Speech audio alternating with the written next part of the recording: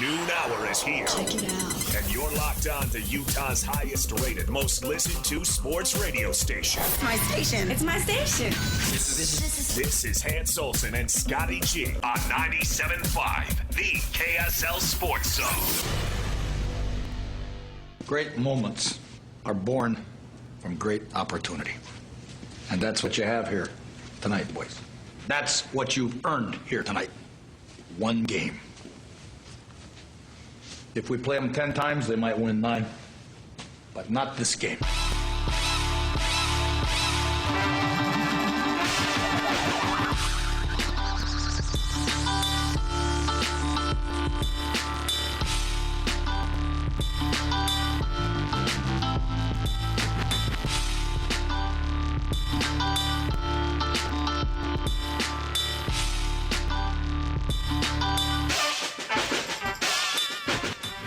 Welcome in, Hans and Scotty, 97.5, the KSL Sports Zone. Lloyd, you played the cut, and Scotty's not even here to be bugged by it, which kind of bums me out, because Scotty does not like the old speech, and every time Scotty hears it, it bugs him, and he lights up the world, but he's not even here to hear it. Dang it. But here it is. The NHL continuing to heat up here in the state of Utah. We are going to talk plenty about that today with Jay Stevens. We've got Masters coverage with Bob Casper. We've got a spring ball report and review with Will Snowden. We've got NBA take coming up with Kurt Helin at 2:05. We've got Coach LaComb coming up to talk Utah Jazz and BYU coaching search. But I thought, why not kick this thing off with a bang? So we thought we'd bring on the expert, Mark Durrant, because, man, Mark, it's like we already see the bleeding. Dallin Hall has entered into the transfer portal. Mark Pope takes the coaching job at Kentucky, and it just never stops with BYU, does it? Oh, man, Hans, it's rough. This has been a tough 24 hours, and I don't know, man. It's like you just had news this week of BYU being ranked in the top 20 in a bunch of early, polls, and you got some really exciting recruits coming in. You've got a good core that looks like it's solid, and it just changes overnight. But that's college basketball, and that's the way it is nowadays. And BYU will be okay, but couldn't be a bigger Mark Pope fan. I love the guy. Just one of my favorite people in the world. I don't have anything bad to say about Mark Pope. I think he's fantastic. I'm just going to miss him. I think he's going to do an amazing job at Kentucky. A lot of people at Kentucky, from what I can tell, are kind of upset about the hire, but they're not going to be upset for long because he is going to be amazing there. He's going to win championships there, and he's an incredible person. I'm just sorry to see him leave BYU so soon. I kind of thought it would happen eventually, but it would be after a few years of some prolonged success that I was looking forward to before that happened. BYU men's basketball color analyst Mark Durrant joining us to catch up on this Mark Pope situation and all the other things that are going to start to come with it, the new hire, some of the transfer portal entries. Again, Dallin Hall just jumping into the transfer portal. Mark, was there anything BYU could have done to prevent Pope leaving after the Kentucky offer? I don't think so. I mean, we knew who Mark Pope was when we hired him, and I don't think anybody in their right mind thought if the Kentucky job came along that wouldn't be attractive to him, and not even so much for money, but he obviously played there, and to me, Kentucky is kind of one of the four horsemen of the college basketball apocalypse. I mean, it's Duke. It's North Carolina, it's Kentucky, and it's Kansas, right? Those are kind of just the places, the jobs. It's college basketball, and for a young coach, as much as he loves BYU and as great as he was doing here, and how as happy as he was, and his family was here, that's just kind of, that's everything for him. That's the Mecca for him, and I think BYU is getting better at paying coaches. Still not great, even if they could have paid him. I don't know that you could ask him to turn that job down. And so it's nothing on anything BYU's done or any boosters have done or anything like that. That was a job that had some inevitability if it was ever offered to him. Now, the question was when, it's a little bit surprising that it was offered, I think. I think Kentucky fans are a little bit surprised. But again, I think he'll do terrific. But I thought what it would take is for BYU to have a run, get deep in the tournament, have some real success for a few years, and then it's like a no-brainer to bring in Mark Pope if you're Kentucky. But this is a little bit risky for them, and I think it's going to be a great move when it all comes down to it. But the inevitability of him leaving was high. I mean, there's just not much BYU could do once Kentucky decided they wanted Mark Pope. So now the clock is ticking, and BYU needs to find the next guy. And you and I have been affiliated with one way, shape, form, or the other with BYU in most of our adult lives, whether we're playing there or calling games for them. We know that it takes some time at BYU. That the search is slow, the hiring process is slow, the announcements come slow, and that's just part of the design for BYU. But it feels like we're in a crunch situation where things need to speed up a little bit. First of all, Mark, talk about the search, and second of all, talk about BYU's ability to get somebody in place to stop the bleeding if others do jump into the portal, or you may lose a transfer that you were so excited about. Yeah, I mean, this has taken me off guard, but I certainly hope it hasn't taken Tom Homo off guard or Brian Santiago. I hope they'd have contingencies and they're moving at a lightning pace. I know that for BYU, lightning pace is different than another school, but I hope all the things are happening and it's in motion, because you just can't afford to wait nowadays. Because you talk about your Dallin Halls, you talk about recruits coming in, they need to know who the next guy is going to be, and then they can make their decision based on that. You don't want them to make their decision without a full knowledge of who's coming in. So if you were able to bring in an assistant that has relationships like Cody Fieger or Robinson or someone like that that's been around the program, that may help with that. You may decide not to go that way, but whatever it is, you have to make it happen quickly.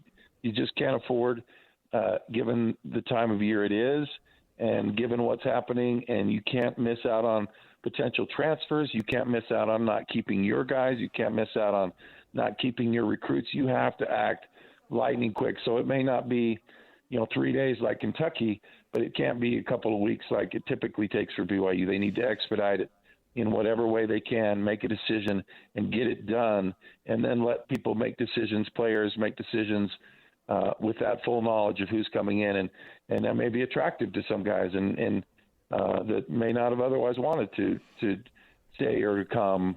So it's not necessarily the end of the world to lose Mark Pope, as good a coach as he was and as awesome a person as he was, but you don't want to be hurt by inaction. You don't want to be hurt by not having something in place for people to make good decisions on.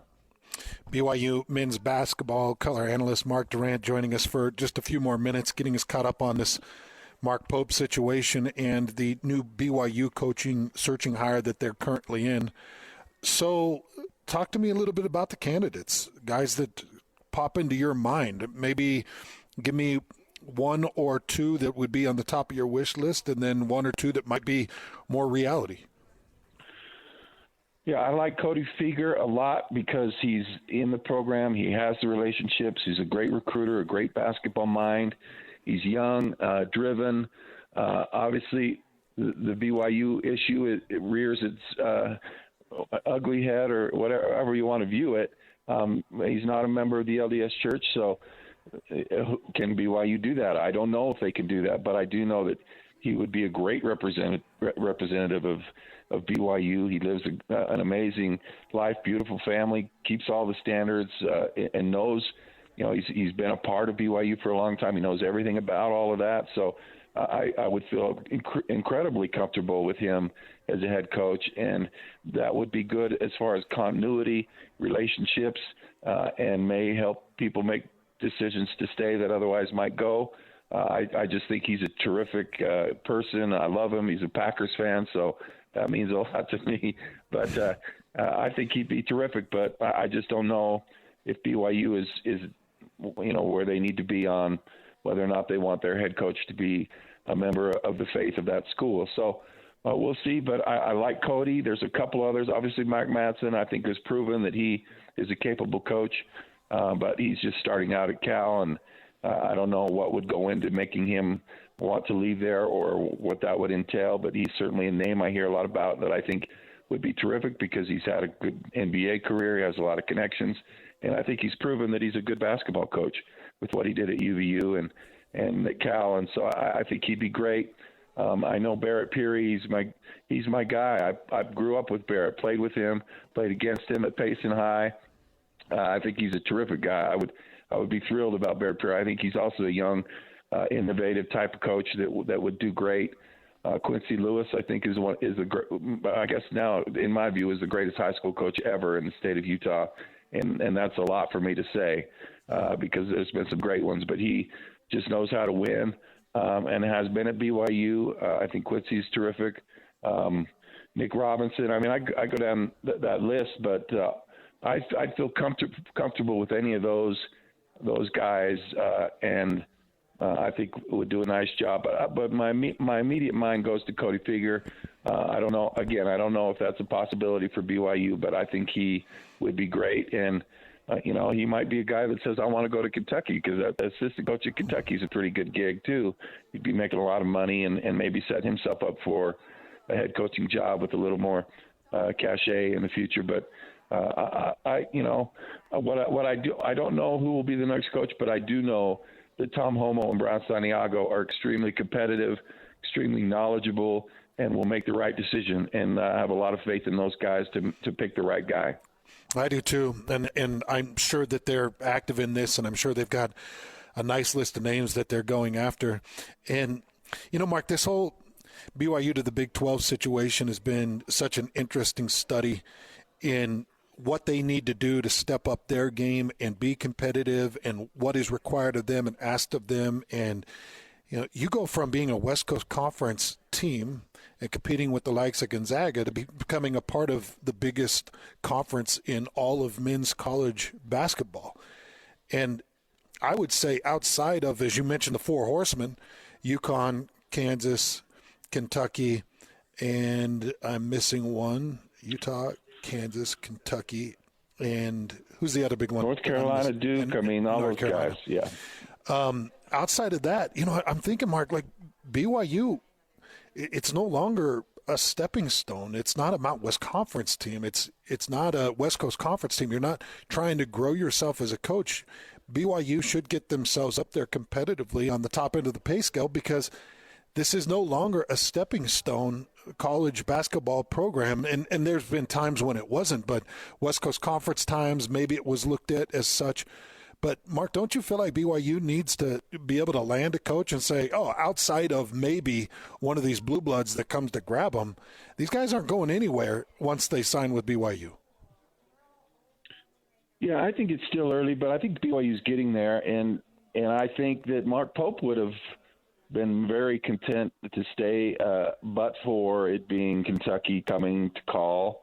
But it was. And so that was kind of the one of a few that would lure him away, I think, and it did. But I do think BYU, as time goes by, will be able to build up the salary and be at least competitive for the middle of the Big 12. And, you've got some serious boosters now at BYU that are committed to BYU's success and will pay money to keep coaches. And I think that you can put in coaches that are committed to BYU and will want to stay even if other teams come calling. Listen, people want to be successful at their jobs as coaches. They want opportunity. They want money. They want legacy. And the reality is there's few jobs out there that the guys are going to be completely and utterly committed to. Even Calipari leaves Kentucky for Arkansas. And so you're always going to be vulnerable. Even if you do get in the Big 12 and are successful, you're going to be vulnerable unless you hire Mark Durrant or Hans Olsen, because we're committed to BYU. And there's no amount of money or other school that's going to take me away from BYU, but no one wants to hire me because I'm a big goofball. But there's always going to be that risk. But it's a good risk because in order for you to be attractive, you've brought success to a school. You've put them in a good spot going forward. That's what Mark Pope has done. But you hope his leaving is not going to unravel that. That's the concern. It's not so much that Mark Pope is leaving. He was going to do that. It's a good opportunity. He goes. But you just don't want his leaving to unravel the recruits, the system, where your trajectory. And so you hope that you can bring in a coach quick that's going to be as committed and as innovative and be able to keep the train rolling. That's what you want. And so it's always going to be a fear if you have a coach that's successful at BYU, even in the Big 12. But you hope it's more like a Scott Drew situation where he says, no, I got plenty of money and I got plenty of legacy and opportunity here at Baylor. And you hope it'll be that way for BYU in the future. Well, and that's my ultimate hope for BYU, is that at some point they land a coach that builds it, stays with it.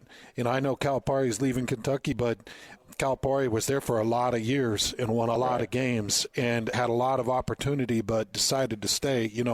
I look at Kyle Whittingham, the University of Utah, and I know there have been some big universities that have tried to pluck him out of there, and he's stayed. He's hunkered down, and he's made it now a big-time destination as a head college football coach.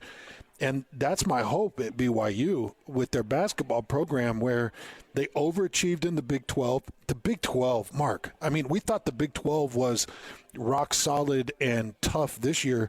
Adding Arizona and Colorado and your in-state rival in Utah and, these big schools that are coming in, it's like you better hunker down and build yourself into something great. This next hire needs to be like, hey, number one, it's going to be a $25 million buyout. And we're going to go. We'll put you up for 5 years. It's going to be a buyout that nobody is going to touch, and we want you to stay here and be a part of this so you can grow it. That was my hope with Coach Pope. Was like, as you mentioned, Baylor's head coach turned it down. I think there were two other candidates that turned down Kentucky. My hope was that BYU could go to Mark Pope and say, "What are they offering?" Well, they're offering the world. Okay, well, we'll extend the world because we want to be competitive and we want you here and we want this team to remain steady. And I don't know how that gets done, Mark. I don't know how it gets done, but I hope at some point that can be a reality. Yeah, I hope so too. It's a difficult world to navigate. It's hard to find a guy that is content and committed and capable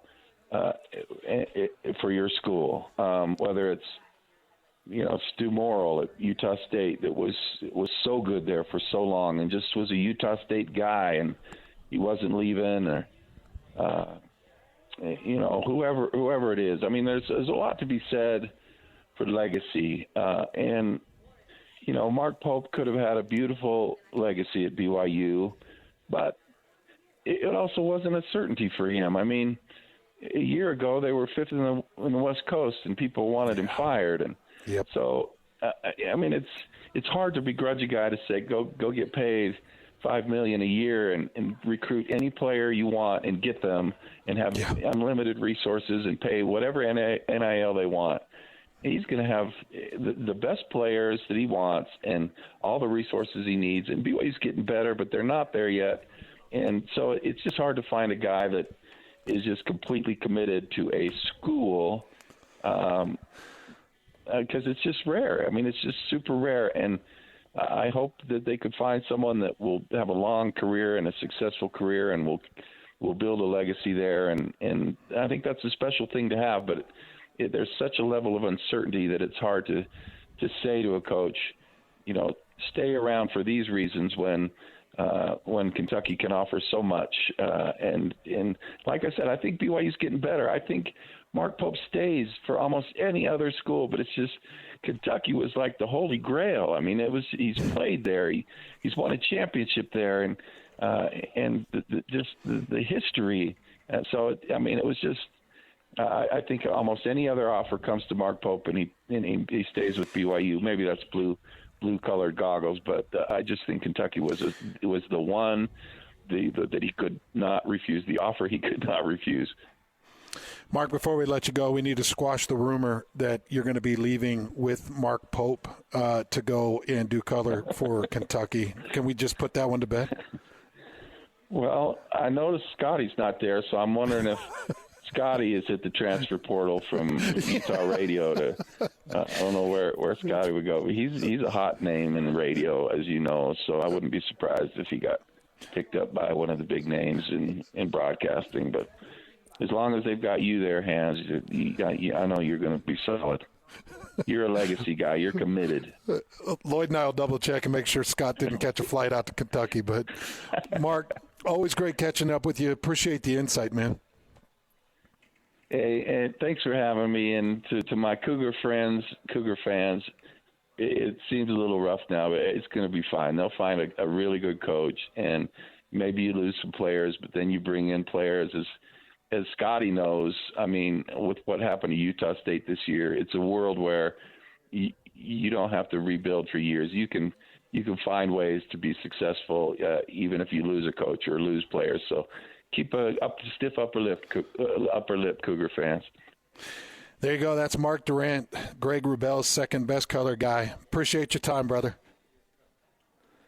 It's fantastic at what he does. He's been with Greg Wrubell for 28, 30 years.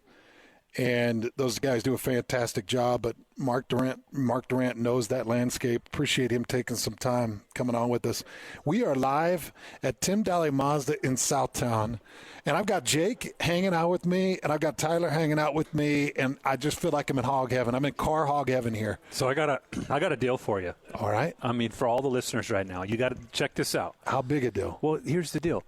Jake is actually slated to be interviewed later today for the new BYU head coach position. And I'm pretty sure he's going to get it, which means that he doesn't care today what he sells cars for. So just come down here. He's going to make it happen. He is going to make it happen because he's going to be the next BYU coach. So we're calling it the BYU coach deal today, where he's not going to be held accountable to these deals. So get on in. Oh, yeah, for sure. Are you? Can you hear us there? Okay, Jake. Yeah, I could hear you guys just fine. How? So tell me, man. You going to take this job, or are you going to run with it? What are you thinking? I mean, if that's what I got to do, that's what I got to do. By the way, Jake, when they shoot the on your way out, that's called a free throw. Yeah. See, when I was on the golf course yesterday putting, somebody said, "Oh, you're putting like Shaq shoots free throws." Why are you using a granny shot motion while you're doing the free throw thing? That's right. So Jake and Tyler, just the standard out here in what you can do with cars and purchasing and the value and the Tim Dahle name and something that I've loved representing over the years. You know, this is going back. What are we now? 10 years, Tyler? Yeah. Together on air? How long have we been? Is it 12 years? It's 15 years. About 15 years? Yeah. It goes back a long way. It does. And there's a lot of trust that, we take seriously. We want everybody who buys a car from us to, listen, not interested in selling one car. Really not. Like, if we don't earn the trust and respect and treat you well enough that you don't want to buy all your cars from us, then we felt like we failed you, right? That's why we've come up with the forever warranty with the Dahle organization, where that forever warranty just puts in writing in a contract that we're here not just to sell you a car and see you later. We're here to sell you a car and take care of you forever.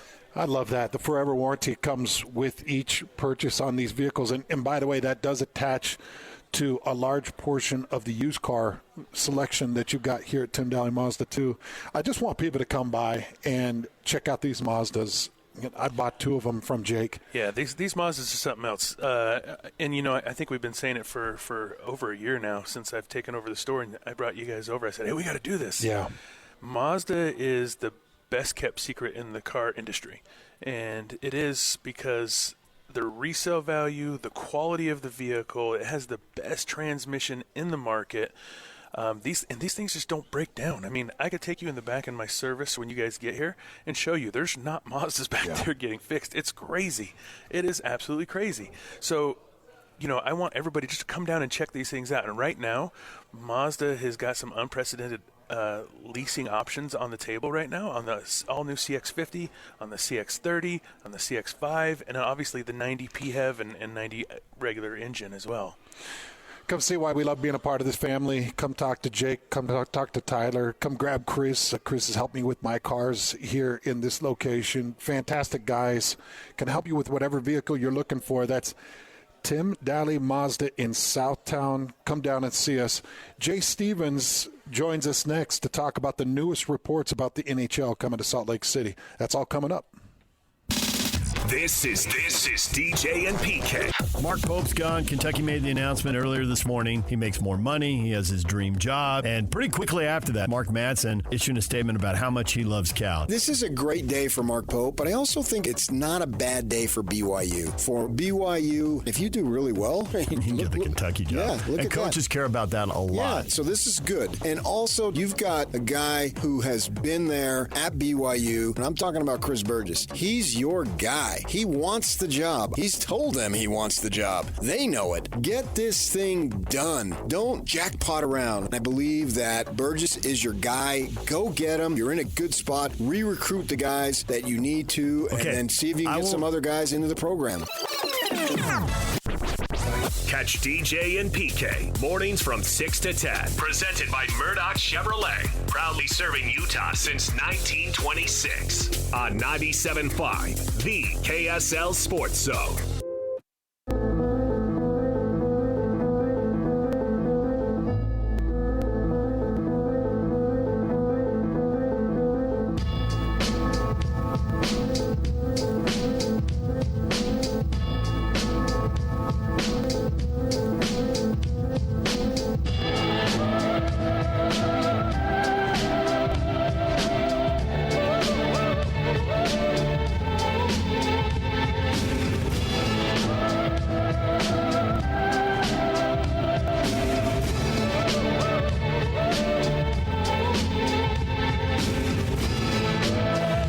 Better things to do than scramble to fix your next great hire, so let Spherion Staffing do it for you. Visit them online at spherion.com/Utah. That's SPHERION Utah.com. That's Spherion.com/Utah.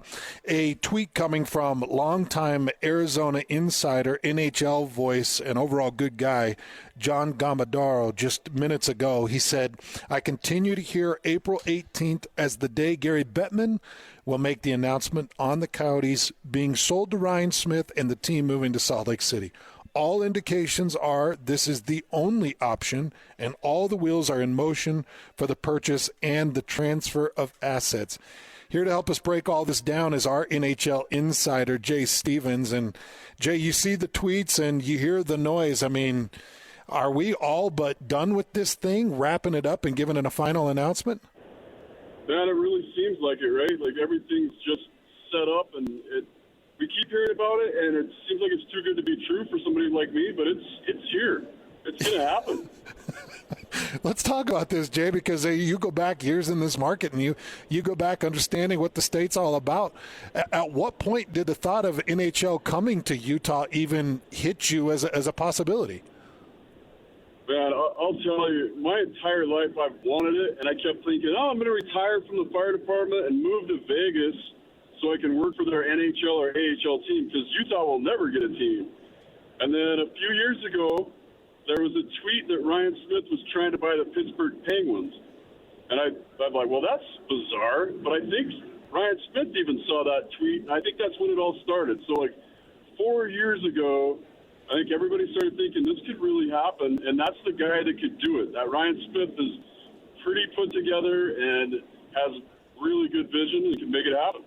Well, let's talk a little bit about that because Ryan Smith did send out a tweet, and I saw you in the picture with him, arms kind of linked and arms up in the air. What kind of guy is Ryan Smith in regards to NHL and just the growth of professional sport here in the state of Utah? Every interaction I've had with him, he's just been phenomenal, and it's hard to not just get sucked into his energy and see his vision. And he's, I'm so excited to find out that he's a hockey fan and he's played some hockey, roller hockey and a little bit of ice hockey. And he wants it, and he sees it as a really good vehicle to helping the state of Utah, helping downtown Salt Lake City, and just kind of revitalizing that downtown and activating the Delta Center for, 84 nights instead of 42 nights. And he's just got such vision and energy. He's just awesome to be around. He really does have a lot of vision, and I've got to imagine that his vision is really narrowed in on developing downtown. I know that there are other options out there, and Utah isn't like some of these other metro markets. He could take it to the point of the mountain. He could take it to Draper. He could take it to some of those areas, but Jay, it really feels like he wants to keep that downtown revitalized, and he wants to keep it down in that area. What are you hearing in regards to when this announcement is made, where this venue will officially land? I'm pretty sure. I paid a lot of attention to what was going on when they were putting money from the legislature towards him, and it was the city and the state that approached him. I think he already had his plan, and if you were able to pay attention to what was going on at that time, the city kind of realized, like, if he builds that in Draper, he's probably going to take the Jazz with him. So I think they came to him and gave him an idea, and he's like, man, let's keep the tradition of the Delta Center. That's why it's called the Delta Center again. Let's keep that tradition alive and create some better sight lines for hockey in that building, and let's make this a great venue. And I think he's got the vision for everything around it to clean it up and make it like a real NHL experience. Have you heard of, or do you know of any roadblocks that would keep that from being a possibility? No, actually, it seems like everybody that he deals with is on board with this and are just removing the roadblocks for him. I know that's the hope, is keeping it all downtown and having that combo down there. He released those renderings, Jay. I know you saw them. They're beautiful. I mean, you talk about Ryan Smith's vision. The vision was put down in print on a tweet that he sent out. What did you think about some of the renderings that you saw? Man, it looks like so much fun, and it looks like it's such a great environment. I'm actually going to Vegas right now. My friends at Chipman Roofing gave me tickets to go to the Knights game. And it's like when you go to an NHL game, you go outside, you get there at 5 o'clock, and there's dining and there's drinks and there's shopping, and you just hang out and you get to chirp at other people that are wearing other teams' jerseys. And it's as much fun outside the arena as it is inside the arena. And I think that's exactly what that's designed to be. And granted, it gets a little colder in Utah than it does in Vegas, but that just becomes like a Christmas village. You just hang out, drink hot chocolate, and just get ready for an amazing night of hockey. Hey, we do need to make a little bit of emphasis on this because I've had a couple of pictures now tweeted at me. Every time the Kings have come to play in the Delta Center, I've gone out there to the Blitz on the Ice or whatever they call it, and I've had a blast, and there are sight issues. Talk to people what the sight line means and how the Delta Center can house the Coyotes for a period of time, but why ultimately it's going to have to be redone. Well, especially behind the nets, you can't look down and see what's going on in the action in one end if you're in that end. So it's really limited visibility there. And I think what the plan is to use the money they got from the state to blow out the sides of the Delta Center, create an amazing sight line, like change the angles of the arena so that you can see into the corners of the building. And I think that's the overall goal is, for basketball it's easy because there's not boards. It's just you're right on the floor. But with hockey, you got to have those boards, you got to have those deep corners. So I think they're going to change those sight lines behind the boards. And that was really the only problems, which is funny. That's where I buy tickets to see the Frozen Fury. I like to sit right behind the net. As a goalie, that's been my vision. And I think those are where they're going to change the sight lines the most. Like, hopefully they're going to release some future renderings of that. But in the meantime, you sell 14,500 seats of good view, maybe some limited or some obstructed view seats. And it's way better than what's been going on in with the 4,600-seat arena in Phoenix. Well, now that you bring up the details of blowing out those sides and building out the edges, just going back to the rendering, I've had it in front of me about 1,000 times because I know there's always tails and tips in those things when they're released by owners. And you can see how it's telescoped out. Even in the rendering, you can see how Delta Center is kind of telescoped out on the edges. So I even think that initial picture shows a bit of what you just mentioned, Jay. Yeah, and I think that was the plan. I think I saw one of his people on the media just recently, and they were talking about that. Like, for basketball, the seats typically are steeper, and for hockey, they're more laid out so you can see flatter. And they kind of already had that in mind when they got that money from the state. That's what they want to do, is just make it – it's going to be, like you said, a little more scoped out, a little more flat. It's going to change the Delta Center for the better, in my opinion. And I'm just so looking forward to this. It's going to be amazing. You and I both, Jay. And, look, I'm a football guy through and through. It's my passion. It's my family's passion. It's in my blood. Football is my life and has been since I was probably 11. I haven't really done anything other than football. So it's my life. But I think if I could make a transition to any other sport, it'd be hockey. Just the toughness of it. It feels like these guys still truly play for the love of the game, even at the NHL level. It feels like they play for the love of the game, so I'm excited about that.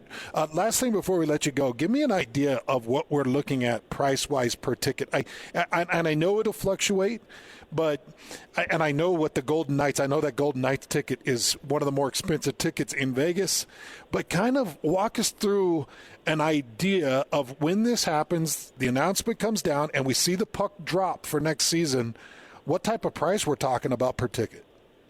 So typically, the research I've been doing lately says 18 to 20% less than NBA tickets for the same market.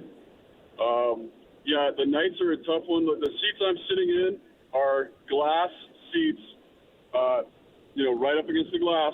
They're $500, and that comes with free food and everything. So figure you could get into that building for a couple $100. It's more than going to see the Grizzlies, but like 20% less than you'd pay for an NBA ticket, and way more excitement. Jay, you're great. Drive safe. Enjoy the Golden Knights game. Thanks for the insight, man. I'm just pumped to ride this excitement with you. I'm happy for you, and I'm happy for the state. And I just want to see this all getting taken care of. So when the announcement comes down, it's a smooth transition, and we're rocking and rolling for the start of next season.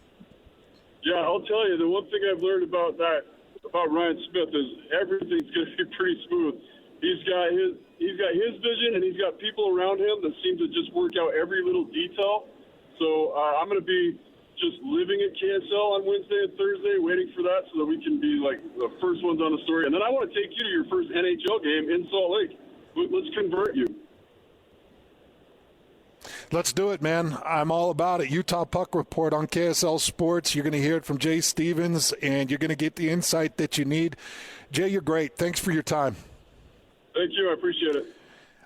I'm trying not to get well over my skis on this, but when I see these reports from John Gamadaro and the other reports that we've been hearing and then talking with Jay Stevens, ladies and gentlemen, it feels like this thing has really narrowed in. Gamadaro just sent out a tweet. He said, I continue to hear April 18th as the day Gary Bettman will make the announcement.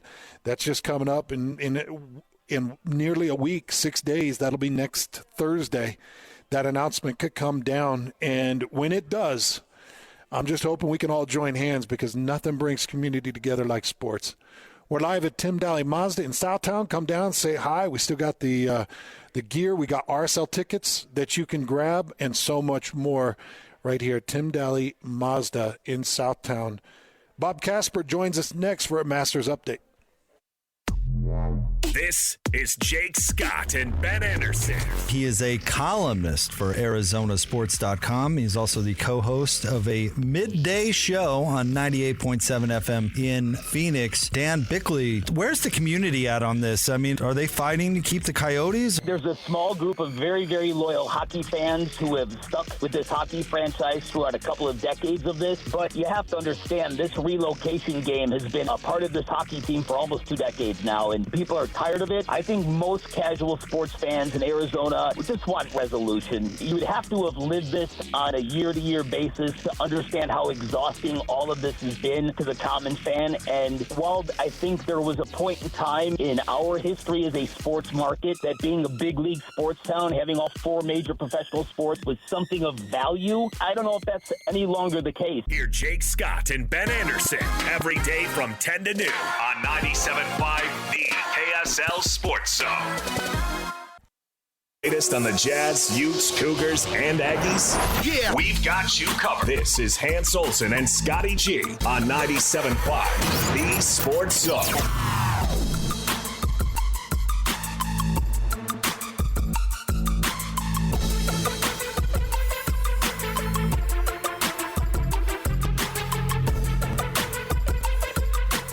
Excited to be joined by Bob Casper to get a Masters update.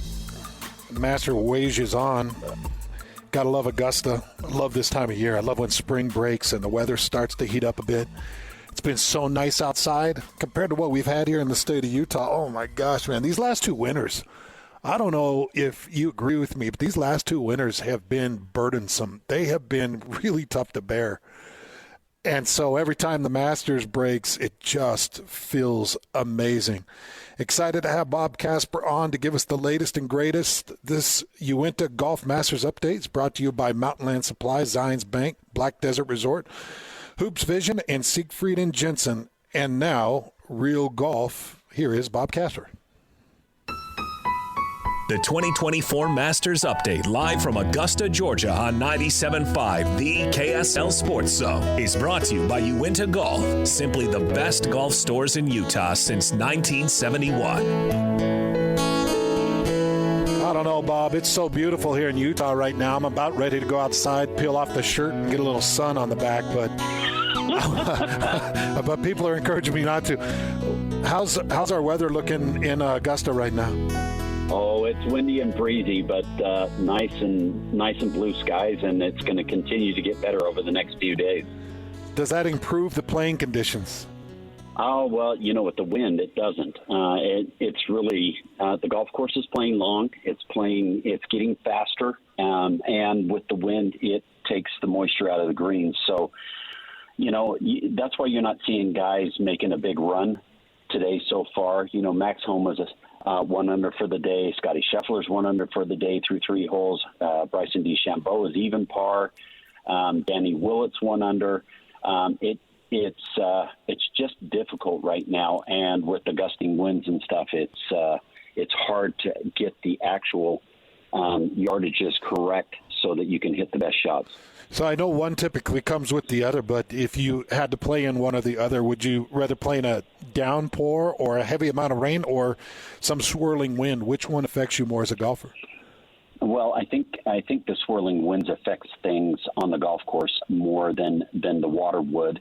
However, if it's a heavy downpour, then the course becomes unplayable and they have to go into a delay and that kind of thing, which is not so bad. These guys are used to that. But when you're playing at Augusta National and you're on the back nine and the wind's swirling around in the trees and you hit a shot and you think it's going to go this far and then the wind switches or it hits the ball while it's in mid-flight, then it causes some difficulties. Yesterday on the 11th hole, Scotty Scheffler had a shot that he was planning on some wind to, he was hitting it into the wind on the hole. He hit a 4-iron, I think, from 220 yards, expecting the wind to hold the ball up a little bit, and the wind actually held the ball up because his shot came up short and he hit it really good.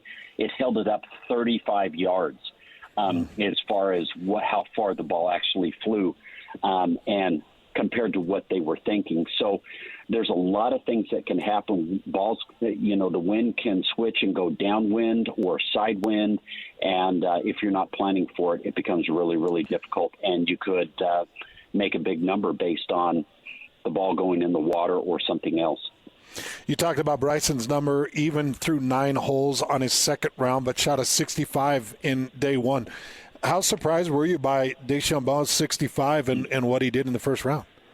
Well, Bryson has proven that he can win major championships, but because he plays in the Live Golf League, it's difficult to know how he's playing. He did shoot, or he did win a tournament last year on Live, and he shot 61 in the final 2 rounds. Get this, he shot 61.58 to win the golf tournament. And he's proven that he can shoot low numbers, and that was a great round yesterday. He got it from point to point really good. He got the angles correct. He putted well. It's just today is so much of a different day with all the wind. He played early yesterday, and there was more moisture in the golf course. So Tiger Woods is nearly through round 2. He's +1 on the day. He was +1 on day 1. What are you seeing from Tiger Woods, the old champion? Tiger's playing consistent. He's made one more bogey than birdies. He is 1 over, but he just hit it on the 15th green in 2 with a fairway wood, and will have about probably a 30 or a 35-foot putt for eagle, which, if he gets it in 2, that will give him a birdie and get him back to even par for the day, +1 for the tournament. But looking at the leaderboard, the cut comes at 50 and ties, and right now 50 is +4. So he's inside the cut line and trying to keep that streak going at 24 in a row. What is our biggest day 2 comeback? How far back of the lead can you be in day 2 to make it a push into Saturday and Sunday? I told this story earlier today, but Tiger Woods in 2005, he just made the cut. He needed to make a 4 or 5 foot putt on the 9th hole to make the cut. We had split tees that year because of weather also. And he just made the cut, and then he ended up winning the golf tournament in 2005. So if you make the cut, or if you're anywhere close to even par for the tournament, maybe 1 over for the tournament, you can get right back in this thing as situations happen where you get out early, you shoot a good score, maybe a 66 or a 65 or a 64, and you can get yourself right back in the tournament. So normally I would say if you make the cut, but with the lead being at 7 under par, I think you got to probably be around even par to have a chance to come back. Well, Bob, I would say that every single Saturday Real Golf Radio knocks that out of the park, but come Masters weekend, Real Golf Radio is really swinging big. I'm sure you guys have a big lineup coming up tomorrow. Kind of give our listeners a bit of a tease of what they're going to get with some Real Golf Radio live from the Masters. Where we're gonna have Tony Finau. We talked with him after the first round, and we'll be talking with him just shortly after the second round to talk with him about his play and what the conditions are like on the golf course. Also, we have the caddy every week on Real Golf Radio. That's what we call him, and he caddied out on tour professionally and does all the yardage books for the PGA Tour now. And then also we will have lots of audio from players and Chairman Fred Ridley of Augusta National and that kind of thing. So it's going to be a great show, and it's going to be fun to talk about what's happening. Bob, there's nothing better than the Masters weekend. This is as good as it gets, man. Appreciate your coverage, taking time at Augusta. I don't know if I could do it. I don't know if I could step off the course or step away for a minute to take a call, but I appreciate you doing it. You got it, Hans. Appreciate it and love coming on with you. Yeah, we love you, brother. Bob Casper, nobody does it better than him, BT. Every single Saturday, Real Golf Radio, you heard right there, he's going to have Tony Finau on day 1 and day 2, and it's all coming to you live from Augusta. There's some Masters update. We got a big show, man. This thing is jam-packed. Will Snowden, my former teammate, he is the owner and the manager of Alpha Recruits. Nobody knows talent here in the state better than Will Snowden. Nobody develops talent better here in the state than Will Snowden. And we're kind of wrapping up all of our spring balls across the state with Utah State, Utah, and BYU. We're going to have Will jump on. We're going to do some quarterback talk. We're going to get the quarterback perspectives, and then we'll talk about transfer portals and high school talent and so much more. We're live at Tim Daly Mazda in Southtown. Come down, say hi. We're giving away Real Salt Lake tickets. We've got some great gear that you can grab off the table. Come down and say hi to the one and only Will Snowden. I know you've heard his voice, and I know you want to meet him. He'll even sign an autograph or two if that's something that you're interested in. So, so come down and say hi to Mr. Snowden. He's coming up next right here on Hans and Scotty, 97.5 DKSL Sports Zone. Number one. Miss any part of the show? Every moment of every show is available in podcast form by searching Hans and Scotty on your favorite podcasting platform or online at KSLSports.com. This is Hans Olsen and Scotty G on 97.5, the KSL Sports Zone.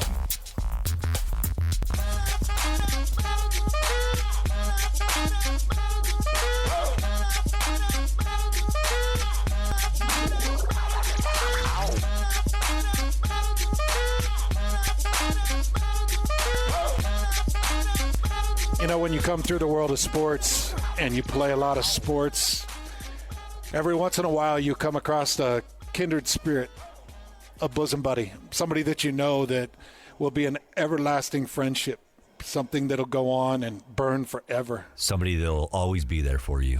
Somebody that will always be there for you and never let you down.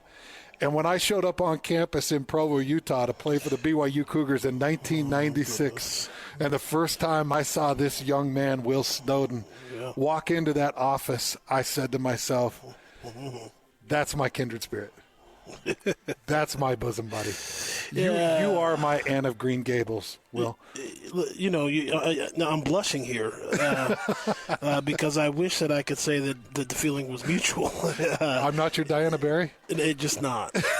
But you know, I'm not going to even go there. I'm happy to be on with you today, getting a chance to talk about the great state of Utah and the state of the union of what's going on with each program, what's going on in high school recruiting, and everything else we want to talk about. So I'm happy to be here, excited, and excited to talk to the people.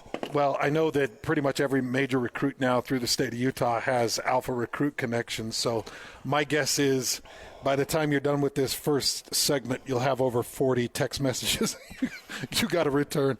Does it just keep you busy 24/7 with these recruits? Yeah, it does, and it's more than just the recruits. It's really the coaches, because I spend my days chasing coaches. I start in the morning, you know, usually about 6:30, trying to text and schedule calls to talk to coaches about recruits.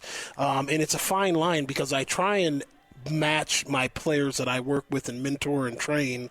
I try and match them with the right fit of coach, right? So not everyone can play for the University of Utah. Not everyone can play for BYU or even Utah State or Weber, or all the local schools. So you want to be able to have a really nice connection nationally. And know what those coaches are like. And know what those coaches are like, how what they they're looking for, all of it. Yeah. So I spend a lot of time talking to coaches, and then a lot of times trying to organize things for my players to give them the best opportunity to have the best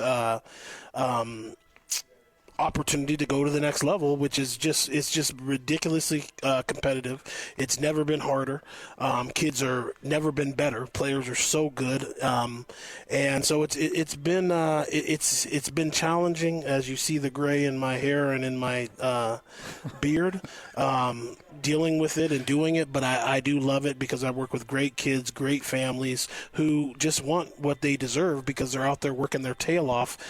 So they just need to be seen, and it's hard to be seen in today's college game. It really is for high school players. Well, let's start with the most important news. I mean, before we jump into some of the quarterback conversation, the most important news, bar none, is how is Smith Snowden doing at the University of Utah? For those of you that didn't see or don't know, Will Snowden, his son, signed with Utah last year, got quite a few reps, made a big difference for that Utah team, and he's coming into his – he was an early enrollee. He was in there in last spring, wasn't he? No, he didn't. This is first spring. This is his first spring ball at the college level. So how are things going for Smith? Well, I think he's going to quit now. He's experienced college football. It's exciting the season, and then you get right back into the season, and then you get right back into spring ball. No, I'm joking. He's loving it and competing well. He's had a really, really solid spring. He is been taking he's been kind of penciled in there at the nickel spot, and it looks like he's got a firm grip on it. But as you know, just like I do, you just got to compete. But he's a very, very good football player that I think the whole state of Utah, but obviously particularly Utah fans, he's going to grow to be one of the fan favorites. He's a good ball player. Well, we're all proud of him. Love that kid. Love all your kids, but absolutely love that Smith and what he's doing. I want to jump over, and I want to start at BYU with you. And what I want to do is start by previewing all three quarterback situations across the state, starting in Provo with BYU's QB situation. So they bring in a transfer, former Baylor product. They've got a kid that signed out of state or in state. Was he Springville High School? Ryder Burton. And they've got a young man that came from community college, and he's returning now for his second year. Started 4 games, went 0-4 in those starts last year. But take us through the quarterback situation, what you saw through spring ball, what you've heard through spring ball, and how should BYU fans feel about what's going on behind center this year? Well, I think all BYU fans should know that it's still BYU, and there's going to be someone's going to take the reins and really take over and be the guy. I don't feel like that's happened yet at BYU. I think that when you bring in transfers, you have 2 new that are definitely in the mix for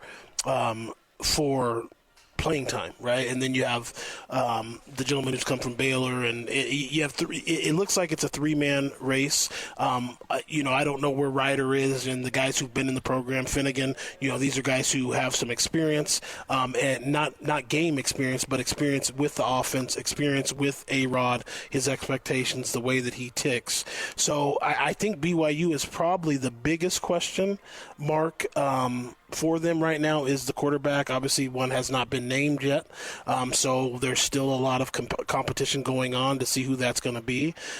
Jerry, right now, I do think he is probably the lead horse.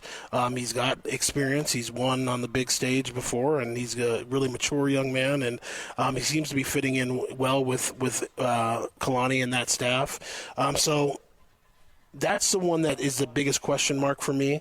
Also, when you have so many quarterbacks on that roster, they went into spring ball with 9 quarterbacks.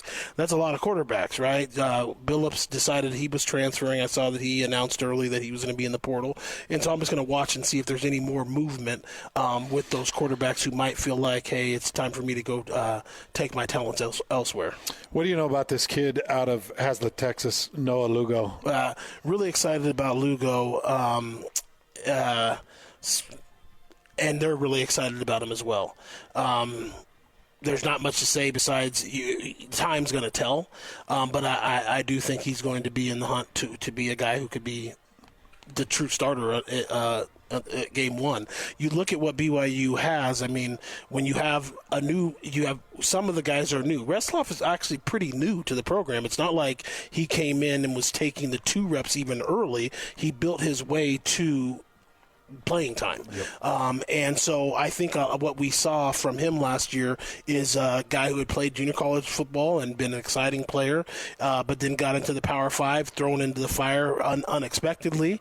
And I think he did a pretty good job. I mean, when it popped, and then when it flopped, there were some floppy things that you're saying, man, he just needs some more development. And with their connection with Beck and his mentorship that he does to the BYU quarterbacks, the training that he does, I think that he obviously took his passing to a new level. I heard Coach Roderick talk about his effectiveness over spring ball, that he's protecting the ball, not turning it over. So that means that he's moving the chains, right? And that's what this game is about, moving the chains. And I think BYU will end up with a quarterback who's going to move the chains for them and give them the best chance to win. But still, I want to see if Retzlaff's situation changes a little bit with his passing, because that is going to be the question. He's obviously athletic, so you look at his passing and his ability to break down defenses and make quick decisions. Is going to ultimately be who the starting quarterback is for the Cougars in the fall. He's a bit of an orthodox passer. Unorthodox passer. Yeah. Mechanically. He hits different angles and he throws sidearms. He loves to flip it.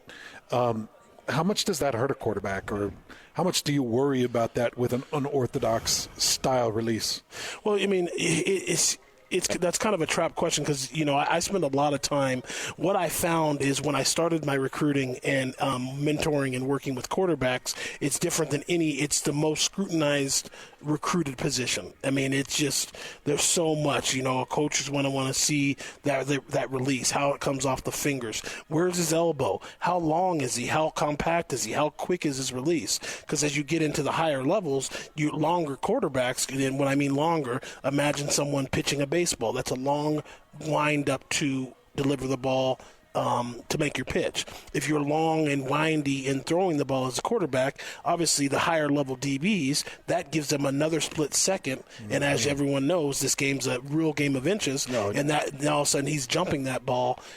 So the quicker compact release obviously puts you in a better situation to have longer success, better success consistently at the highest level.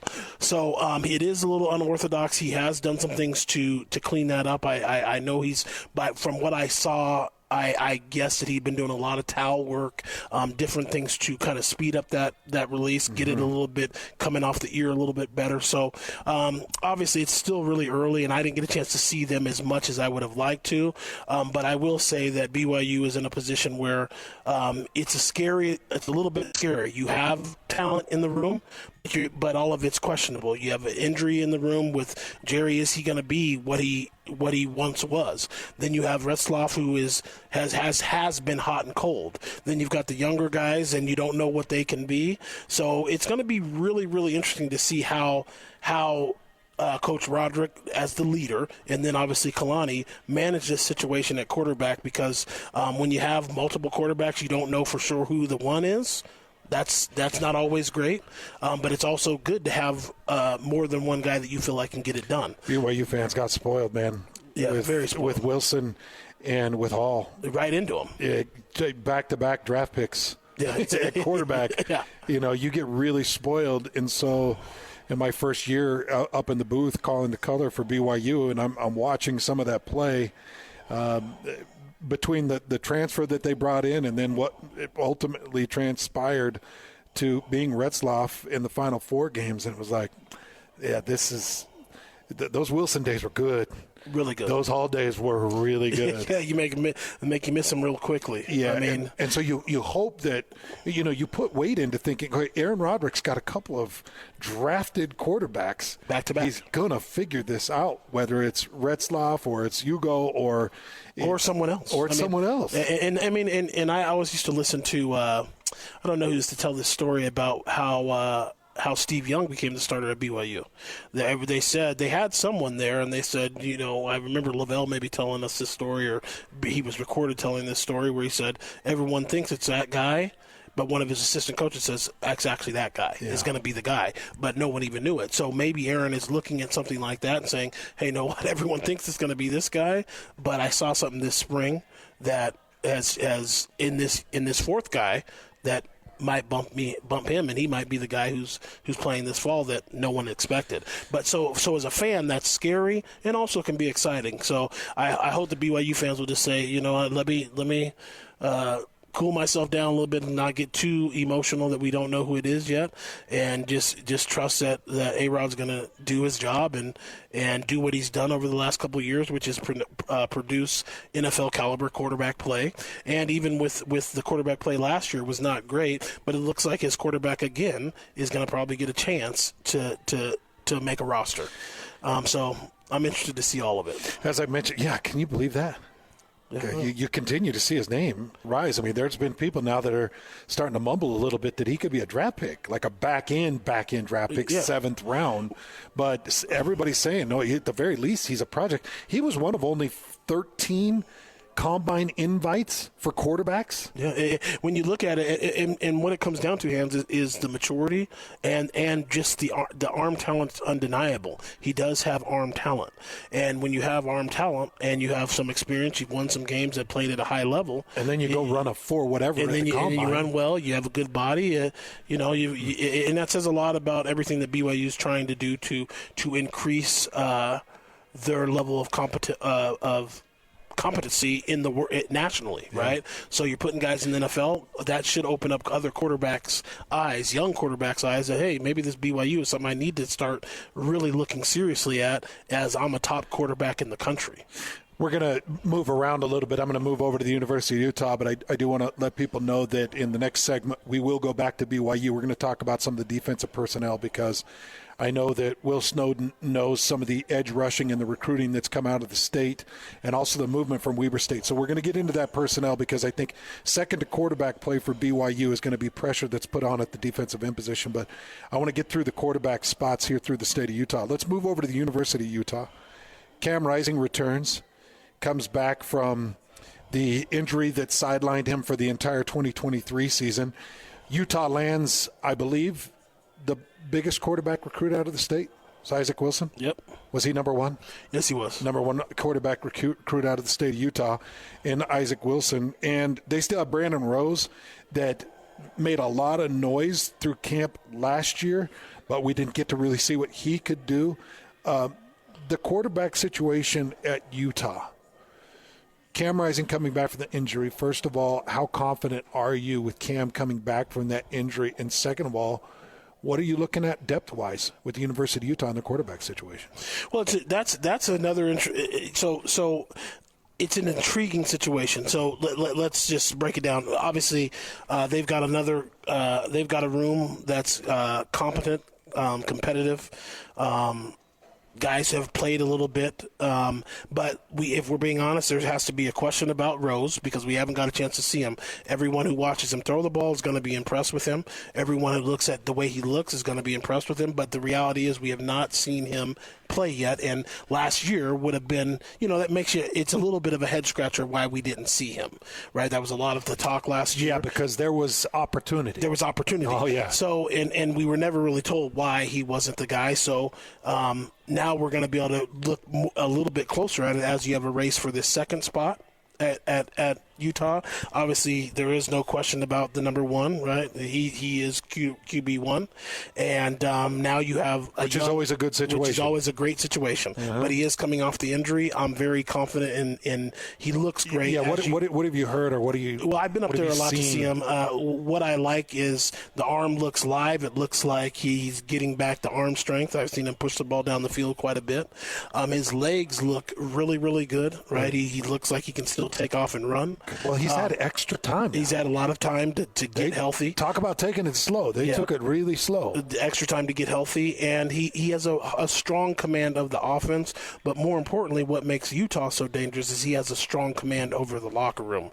And when you have a strong leader like Kyle Whittingham and that whole coaching staff, but it still does start at the top. When you have someone like Kyle Whittingham leading, and then you have a guy like Cam Rising in the locker room that that has the respect of every single player, offensively, defensively, special teams, punters, kickers. Everyone knows that that is Cam's team, and they look for him to lead. I think that they're going to be a pretty dangerous team this year as long as they can keep Cam Rising standing straight up. Speaking of Rose and the time that we could have seen, we saw Luke Batari come in for a minute and throw the ball around a little bit. They did lose their, I guess, what would be the standard of the backup in a transfer situation into Logan. Yeah. But, where you've got Cam Rising in his situation and then you got Rose and Wilson battling, how do you see that shaking out as the number 2? Is it? I think that number 2 is going to move into the fall.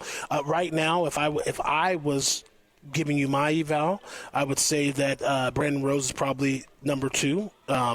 He has more experience. He knows a little bit more command on the offense.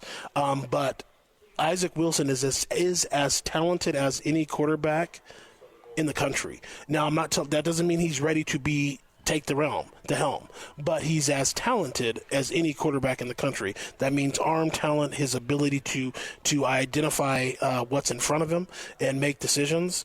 One thing about him is Utah fans will love him because he is a true gunslinger. He can make every throw. He knows he can make every throw, which will make him extremely exciting to watch all the time. And then sometimes you'll be scratching your head because he thought he could fit the ball in between 4 freaking defensive backs. Because his confidence is, this is a live arm and my footwork, and this worked in high school. And it did work in high school. Yeah. So those are the things that Isaac will deal with. But as far as his talent, as far as his understanding, as far as his preparation, and he's getting a chance to be around a seasoned vet in Cam Rising, I think he's set up to be. Both him and Rose are set up to have quite a big fight next year. The question is, how confident are you that you don't need more? Because it's a quarterback-driven deal. And Batari, I love him, and he's he came in and won a big game last year against Colorado. Did what he needed to do. So I think Utah feels he's got guts, man. Yeah, he's got guts. He's a tough guy, and I love his story too. Great story, and we got a lot of those in the state. But as far as Utah, I think that it's really solid. It's going to be fun to identify who the backup will be. Well, if Cam Rising stays healthy, they've got the best quarterback in the state, and it's unquestionable. Yeah, he's top 10 quarterback in the country. Yeah, he's top 10 quarterback in the country. I mean, if he's healthy and he plays like he could be in Heisman talks. That's how good Cam Rising is when he's the top of his game. And also what you have to look at with what Utah's done, besides having Cam already a 25-year-old, a mature young man, right? Yeah. He could have 2 to 3 years in the NFL, at this age. Yeah. So my point is, he's an exceptional leader. The body, he's went to work. He's big, big and strong. I think he's built tough and ready to lead them through a rough season. That's a physical season that it's going to be. But there's still that question. You always, when you only have one. When you have one, you feel great, but what feels better than one is knowing you have two. That you have someone that can spare him if need be, and still lead a team that has plans and dreams of being a playoff team, and making a big splash in a new conference. You want to have as much depth as you possibly can. Well, I'd say out of the 3 schools here in the state, BYU and Utah, that we just reviewed, I would say that Utah State has the most work to do with identifying their quarterback situation, because it feels like they've got a lot of talent and there's a lot of decisions to be made. So we'll just go through this. Cooper Legas had decided to return to Utah State. McKay Hillstead has decided to return to Utah State. They brought in a transfer in Spencer Petras out of Iowa. They brought in Bryson Barnes out of the University of Utah, and they've also got Zeke Payne, who comes from New Mexico. So the situation's interesting. You got a lot of quarterbacks that have Division I starts. Yeah. So how do things shake out in Logan with the quarterback situation? Well, that's always a tough deal as well now in today's game, right? Because obviously if you look at Utah State's quarterback room, it would be the deepest. And as far as just experience, you have to really break that down. McKay Hillstead was exceptional last year at times, but also at times it was an absolute mess because, you're a true freshman and you didn't take any reps, right? You're getting thrown in the game. But sparked with insane talent. When he came in onto the field against Air Force, it was like, whoa. Oh, yeah, no. He threw for 3 whatever in the second half and 4 touchdowns, and then his performance against JMU was just absolutely exceptional, and that's a very good JMU team. Yeah. They lost the game, but when you watch the throws, when you watch the needles that he's throwing that ball through, it's very exciting. But I'll tell you this. Utah State. Then you have Cooper. He's won big games for them. He's a fan favorite. He's an Aggie. He bleeds blue. Could have left, and he stayed loyal. They brought in the Petrus kid. This kid is a very good football player. First off, let me few things to talk about. I think he is Cam Rising's age, right? So he's an older guy, 25 years old. He started, I think, 32 to 34 games at Iowa in the Big Ten. So he's seasoned. He's built like me. He's built like a freaking truck. He's built like a lineman. And he can throw the ball to the moon. I mean, he can throw the ball as well as Napoleon Dynamite's uncle. Rico. He's a Rico type. But in all seriousness, the guy can throw the ball over this mountain. Yeah. Big arm. So he, I think that. So is he leader in the? Yeah, is he the leader in the room? I think he's the leader in the room, and I think that Utah State brought him in because you have a young talent in McKay. And McKay could, he could redshirt this year. There's a lot of different things they could do with him because you have another quarterback in Cooper Laga who has been proven, who's been a winner. I mean, he's a state wrestling champ, so you already know what type of man he is, what he brings to the table. So I think Coach Anderson's going to have to make some tough decisions, but that's the business that you're in, and you just got to compete, and the best guy plays, and some guys are in better positions than others, and so I'm interested to watch it all. That's a tough room to manage right now. Without a doubt. That's a tough room to manage. Without a doubt, because you got a lot of talent. All right, we're live at Tim Daly Mazda here in Southtown, and we got Josh, who's the sales manager down here, hanging out with us. Josh, how are you? I'm good, Hans. How are you doing, man? Good, man. It's good to hear from you. It's been a while. Yeah, it's good to see you. How are things going down here? Awesome. What's our month like right now? We're breaking records right now, so we're off to a good start. We've been the top Mazda dealership for the last 6 months, so we're plugging away. Did you say breaking records? Breaking records. So the car industry is hot right now. It's pretty hot, at least for us. It's been fun. It's been good. It's Mazda's got a great product, and if you haven't checked out a Mazda, you need to check one out. So, Josh, how much of the heat that we've got going on in this month with sales, how much of that has to do with some of the things the manufacturers are offering in leasing options and some of the pricing? Yeah, I think it well, there's a couple things. I mean, like I said, Mazda itself is just a phenomenal brand, and the cars pretty much, they kind of sell themselves because they are a phenomenal vehicle. But Mazda's got some great programs out there right now. Lease to lease is a big thing right now. What's lease to lease? If you're currently leasing, let's just say a CX-5, you're in want to lease another one right now. You get the owner loyalty plus Mazda's throwing in an additional $2,000 on top of that. So that's really big, and it helps out. If you're in a current Mazda CX-5, let's say you want to jump into a new one, come on down and see us. We'll give you an additional $2,500 on rebates to help get that payment to where it's affordable for you. Come down and see us. It's Tim Daly Mazda in Southtown, and we got the Forever warranty that comes with the purchase of every vehicle. That's awesome. And most of your used lot has the Forever warranty. Absolutely, right? Yep. So come in and check out that. And the Forever warranty means you could have that car 20 years. Forever. Yeah, if it's 20 years down the road and your engine blows, you guys put a new engine in that car. Absolutely. Which is, it's incredible. Yeah, it's hard to believe, but yeah, we're doing it. Tim Daly Mazda in Southtown. Come say hi. Come ask for Josh. Yeah, Josh will get out on the lot with you. Yeah, absolutely. I love it. Get me out of my chair. Get me out on the lot. It's a beautiful day. Get him out of the office. Throw him in one of these CX-5s and see if you can go hit the freeway. Yeah. Again, that's Josh, the sales manager down here at Tim Daly Mazda in Southtown. More with Will Snowden. We're going to get over to the defensive side of the ball coming up next. This is Jake Scott and Ben Anderson.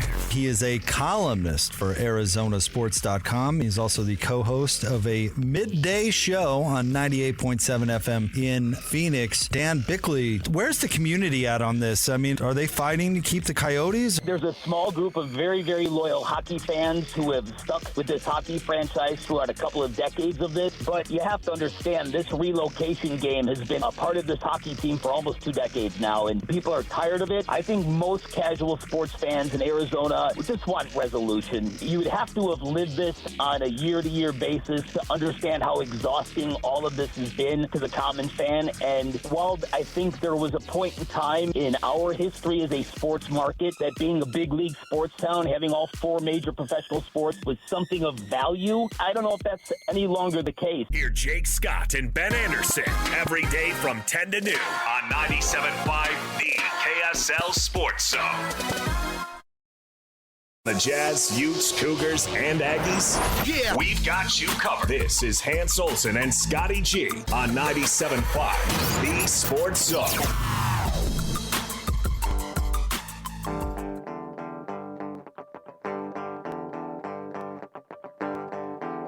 I am still living with your ghost, lonely and dreaming. We're going to wrap up this hour with Will Snowden. So a few more minutes with college football, high school football insider. He does it all here with Alpha Recruits. He's been doing it for a lot of years. I mean, if we're going back to VIP and further, how many years are you in this now? 12 years aggressively. 12 years aggressively doing this. So a lot of years for Will Snowden. And you know, when you're talking about recruiting out of the state of Utah, he knows every talent that comes through this state, works with most the big talent that comes out of this state. And speaking of the talent coming out of the state, I wanted to jump over because we got a lot to get to. I want to jump over to the defensive side of the ball for BYU. They racked up, they were able to, as you say, muster up 11 sacks last year total. Completely dominant. That is an abomination. That is unacceptable. What? How you feel about it? I'm going to put it lightly, and that's how I'm going to leave it, because I could go a lot further. But I think I have about 25 more minutes of my segment. You want to just talk? I can sit here and just listen to you talk about what it means to you when a team has 11 total sacks in a year. Because I could go on. Because they play 12 games. I could actually wrap up till 3 on that. Just until tomorrow, until the next. I mean, you could really go all night. I mean, and because I've listened to you before about when you get going, and I love it. So well, it needs to change. You agree with that? I agree with that. I think everybody sees it. So I'm going to start here, because you do know this high school talent so well. BYU went all in on Isaac Asiata. No doubt. And Isaac Asiata went through a lot through high school. People remember the story of the shooting that occurred and his chance of even making it out alive after going through multiple surgeries to then recovering, to be able to get back on a field. BYU went all in on that recruiting process, believing that he is going to be the next guy to put the rush out on the field. So do you believe that Isaac Asiata in his freshman year could be the guy? Well, he's going to be one of the guys. So I don't want to – and let me be clear. Isaac Asiata is him. He is him. He's him. Obviously, but there's still weight that he's putting on. There's still strength that he's gaining. But as far as first step, as far as a defensive lineman being more prepared, he might be as prepared as any D lineman ever coming out of high school. His father is out of the state. I'm talking about ever. He spent, because at the end of the day, obviously football is done differently than it was when we were playing. Yeah, right? Sure. These guys are spending time year in and year out, training daily, and he is just an absolute freak. He's as twitchy as they come. He comes off the ball like a bat out of nowhere. He's physical.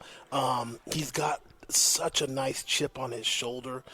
He wants to dominate. He plays violently and physically and explosively. So I expect to see a lot of him this year. And his dad is a personal trainer? Yeah, his dad is obviously a personal does training here in Utah. Utah legend, played at University of Utah, played with the NFL, Vikings. With the Vikings for a long time. He comes from the stock is great. The work ethic is great. The skill set is great. The twitch, when I say twitch, this guy can move 5 yards as quickly as any man at that size. He's very an explosive player, so I expect him to get after quarterbacks this year, and he'll be fun to watch. But obviously, there's still going to be things that freshmen have to learn when you're lining up against one of the best tackles in the world every week, right? Yeah. That's the reality of college football. So there's gonna be some learning, but I think they will put him in position to really go get quarterbacks, and we'll see if he's ready to be the day one starter or if he's going to be a third guy down, kind of a specialist to rush the quarterback. I will say this: it's in my Big 12 coverage and traveling with BYU and calling those Big 12 games.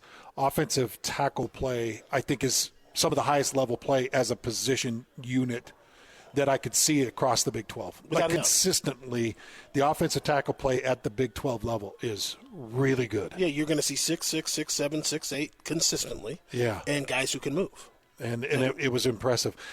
They did bring another option in Jack Kelly. He'll play that edge position. They brought him out of Weber State. I'm just curious, coming from Weber State and transferring over to BYU, we saw Eddie Heckard blow it up last year. And the other corner that came with Eddie. Those are two corners from Weber State. That absolutely blew it up. So we know that those guys can come in and compete. What do you know about Jack Kelly, and what type of weight do you put on him to come in and produce? I think he's going to come in and produce quickly. He's adjusted well, and the coaches are high on him. Obviously, he brings experience, right? He brings experience. He was effective in the weight room as they prepared. And Weber State is no joke of a program, right? So you're not coming. You're coming from a professional program. You've been developed. You've been effective on the field, and now you're coming to another program that.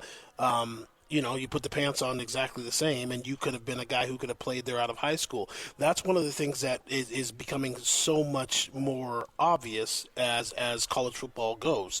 One of the things that you'll see is consistently is 1AA guys coming and jumping up to the Power 5 or the G5 and dominating.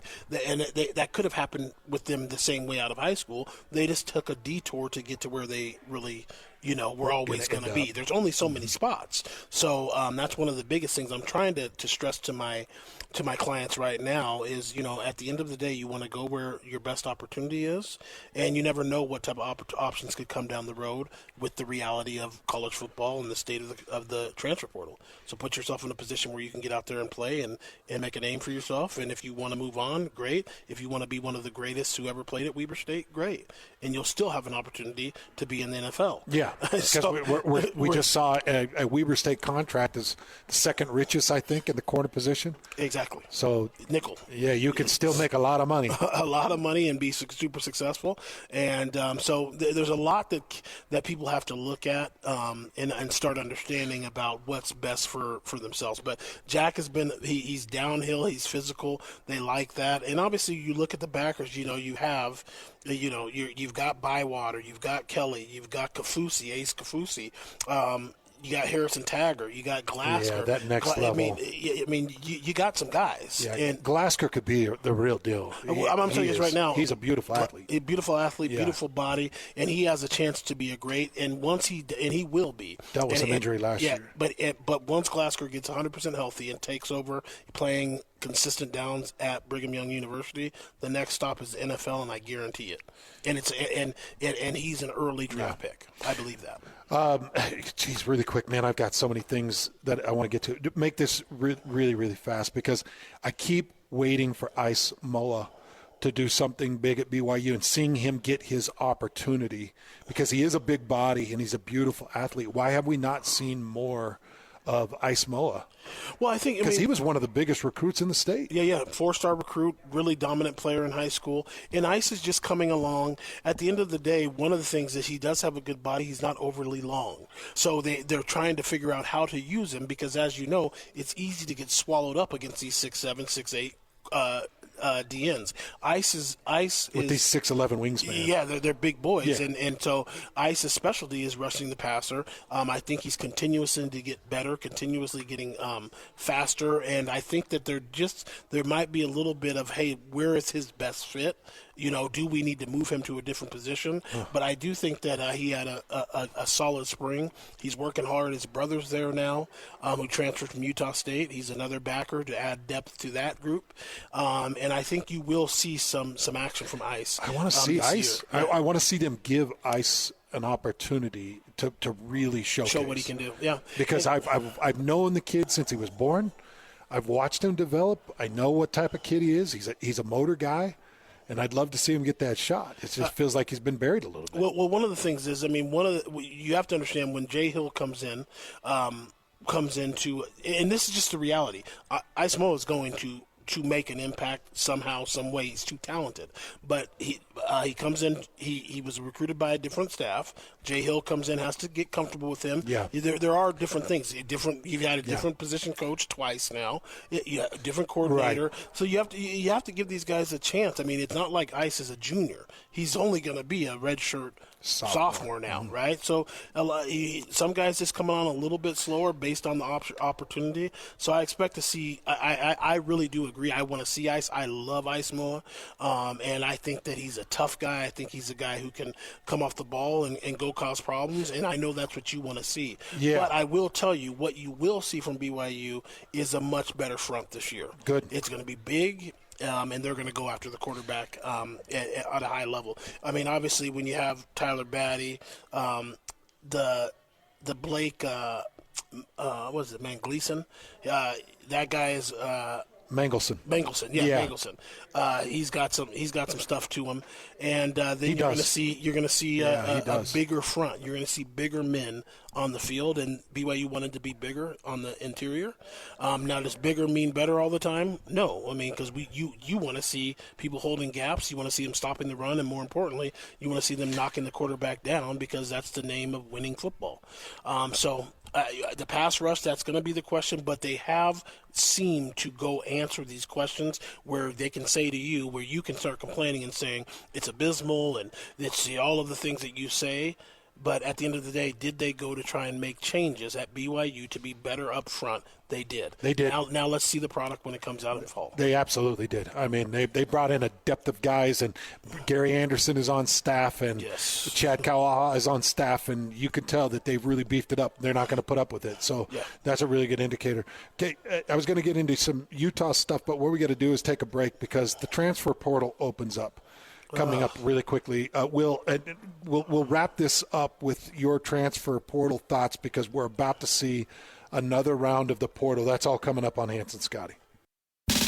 This is DJ and PK. Mark Pope's gone. Kentucky made the announcement earlier this morning. He makes more money. He has his dream job. And pretty quickly after that, Mark Madsen issued a statement about how much he loves Cal. This is a great day for Mark Pope, but I also think it's not a bad day for BYU. For BYU, if you do really well, you get the Kentucky job. Yeah, look and at coaches that. Care about that a lot. Yeah, so this is good. And also, you've got a guy who has been there at BYU, and I'm talking about Chris Burgess. He's your guy. He wants the job. He's told them he wants the job. They know it. Get this thing done. Don't jackpot around. I believe that Burgess is your guy. Go get him. You're in a good spot. Re-recruit the guys that you need to, and then see if you can get some other guys into the program. Catch DJ and PK mornings from 6 to 10. Presented by Murdoch Hyundai, Utah's #1 Hyundai dealer for 16 years in a row on 97.5, the KSL Sports Zone. Part of the show, every moment of every show is available in podcast form by searching Hans and Scotty on your favorite podcasting platform or online at KSLSports.com. This is Hans Olsen and Scotty G on 97.5, the KSL Sports Zone.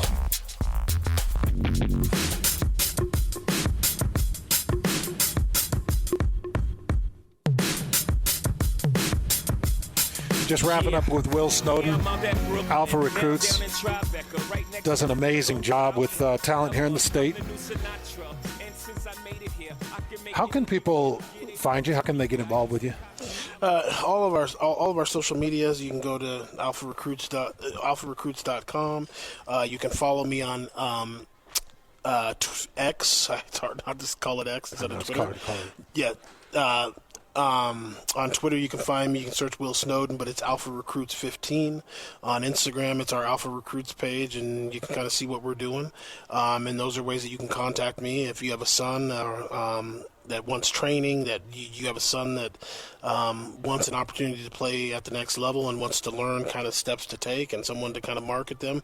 That's what we do. We love it. It's a lot of work, but we work with great people, and it's been great. So. Well, appreciate you taking an hour and coming on and just kind of getting through this stuff. But to wrap this up, I want to get your thoughts. The transfer portal opens up in, 4 days? Yeah, Tuesday morning. Tuesday morning. Yep. What are you expecting? Namely, the teams in this state, are you expecting quite a bit of movement or not? I mean, just...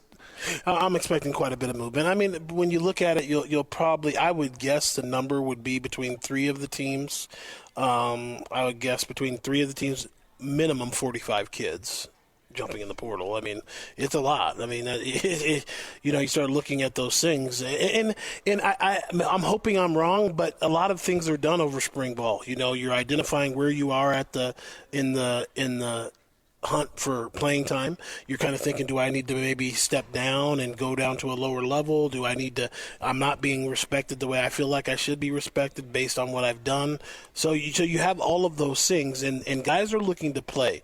And so at the end of the day, if you've been at a place a couple years, you don't see yourself moving up on the depth chart, and you want to go compete somewhere else, you need a fresh start, I think you'll probably see that number. Now, will they be the major impact players? The question is, who will be the impact players that that we're all gonna say, oh man, that stinks. Yeah. I would guess there's probably going to be about 5 or 6 of those.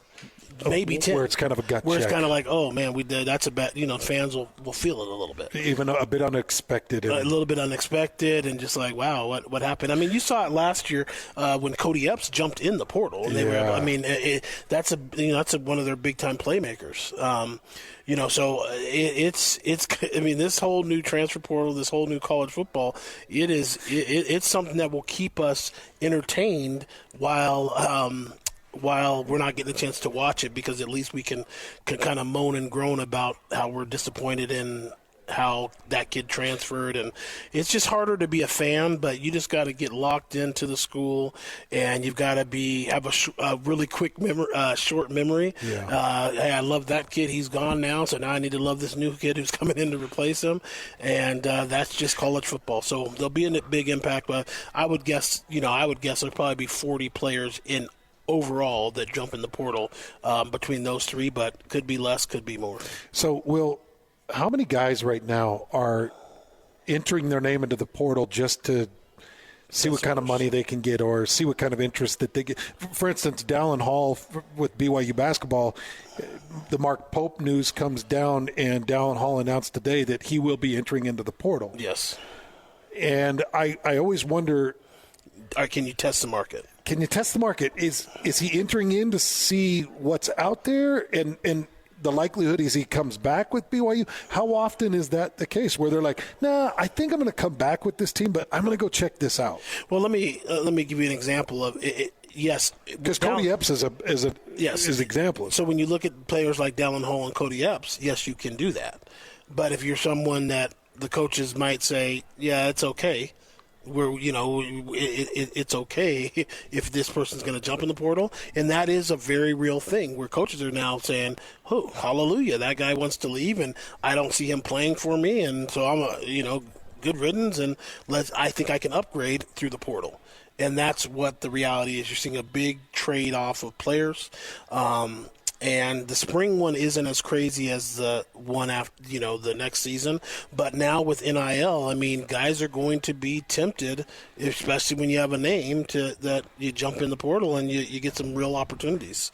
So I'll be watching closely starting this week, and I'll be dealing with some of my players, I'm sure, that are transferring and trying to go into new places. And I'm always trying to talk anyone out of that to, hey, you know what, I'm an old school guy. I played the old school way. The grass isn't always greener. But stay and work. Yeah, let's just grind it. But at the end of the day, these guys are, young men who have goals and dreams, and they've got to chase them, and I've got to be there to support them no matter what they do. Well, thanks, man. I appreciate you. Incredible as always. I can't lie. It wasn't terrible with you today. It wasn't terrible. So, well, the fact that you came in even though Scotty wasn't here is a real testament to how much you love me. Yeah, that's true. because I thought while Scotty wasn't here, I'm like, I don't even want to reach out because he'll tell me no. But I appreciate you making the But you didn't tell me Scotty wasn't going to be on. If you would have led with, hey, Scotty's not going to be on, I probably wouldn't have been. I left that information out on purpose. We'll get you back again soon. Yeah, well, go State of Utah teams. Going to be a fun season coming up. That's Will Snowden with Alpha Recruits. Nobody does it better. Love him. Former teammate of mine, and I do consider him my brother. We're live at Tim Daly Mazda here in Southtown, hanging out with Jake. We're getting some cars moved. And we were just talking with Josh, Jake, and Josh said that we're hitting some really record numbers. Yeah, we really are. We've continued to uptick here at this store and with Mazda in general. The beautiful thing is that this store is now the state's #1 Mazda store, so it's been for 6 months running, which has been fantastic to watch. No surprise. And it's because we take care of our customers, and that's the most important thing, is to take care of your customer, obviously. Tyler said it on earlier. We don't want to just sell you one car. We want to sell you one car and take care of you and service your car and make sure you're always taken care of and you have somebody in the car business that's here for you, and that's what we really work on doing. And I like to roll out the red carpet for anybody that comes in. So anybody out there that's in the market for a new or used vehicle, come check us out. We have, at my fingertips, I have hundreds and hundreds of used cars that I can choose from, and we have hundreds of new Mazdas that we can choose from as well with the lifetime warranty. And these Mazda products are incredible. And I'll tell you what, I haven't been able to put this out there, but we're running a special right now where we're going to give you $2,000 above market value on any trade-in you have. And what I'll do as well is anybody that comes in on a new vehicle this weekend, today and tomorrow, it's going to be beautiful weather, so come on down. I'll take an additional $2,000 off. Okay, $2,000 off. So can you do that in addition? Yes, with the trade and the $2,000 off, absolutely. So you can compound those things. Yes. So if you got a trade-in out there and you're driving that thing around and you're like, this isn't working for me, bring it down, and we'll find a car here at Tim Daly Mazda that works for you. Absolutely. That might be in the used fleet, might be in the new fleet, but if you want the $2,000 off, you find a new car that fits your needs, and you're going to get $2,000 off of that. And you can attest. You can attest to this, Hans. You come in and you drive one of these new Mazdas. Yeah. I promise you're going to be happy with what it is, and then plus I'm going to give you that additional $2,000 off. Come on, that's fantastic. Come in and get it done this weekend. It's going to be beautiful weather, as Jake mentioned. Please come down. Just jump in one of these Mazdas and see why I bought a couple of them, see why Scotty loves them. We love these Mazdas. They are a beautiful car. That's Tim Daly Mazda in Southtown. Come down and see them. Take the test drive. Take advantage of the $2,000 on both sides, your trade-in and your purchase, and you're going to be saving a lot of money. All right, we talked to the great Kurt Helin. Get you some NBA talk next as we wrap up an NBA season. We're right there on the back end of it. Who makes it in, who isn't in, what play-in tournament looks like, and so much more, all with Kurt Helin.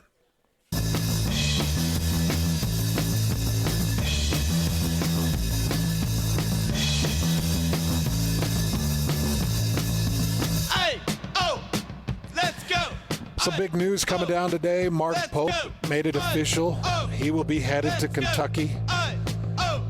Some other news that's coming down where BYU basketball players jumping in the portal.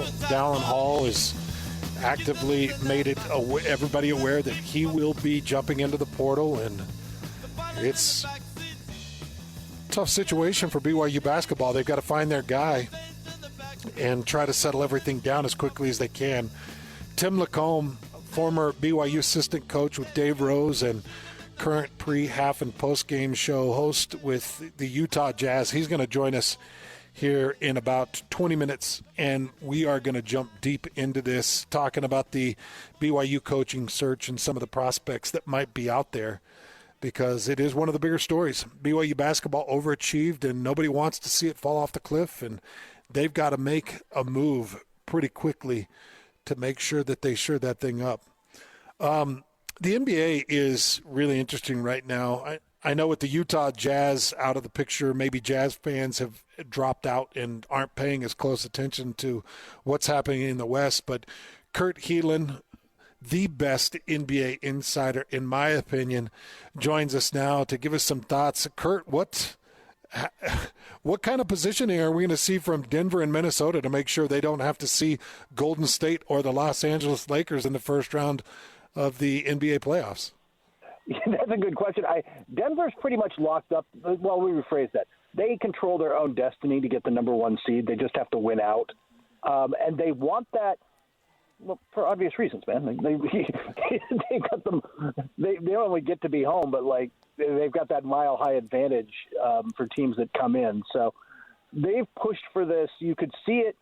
You could really see it in the Minnesota-Denver game when it was at Wednesday night, where they really went at each other. Like you could tell this game mattered, and you could also tell Denver will make some dangerous hands. They just have a gear, right? Like they just have a gear that nobody else gets to. Certainly in the West and maybe in the NBA. They've got a gear and they've got a guy who it looks like he's going to repeat as an MVP. Is that how you're feeling? Yeah, my ballot has him on the top.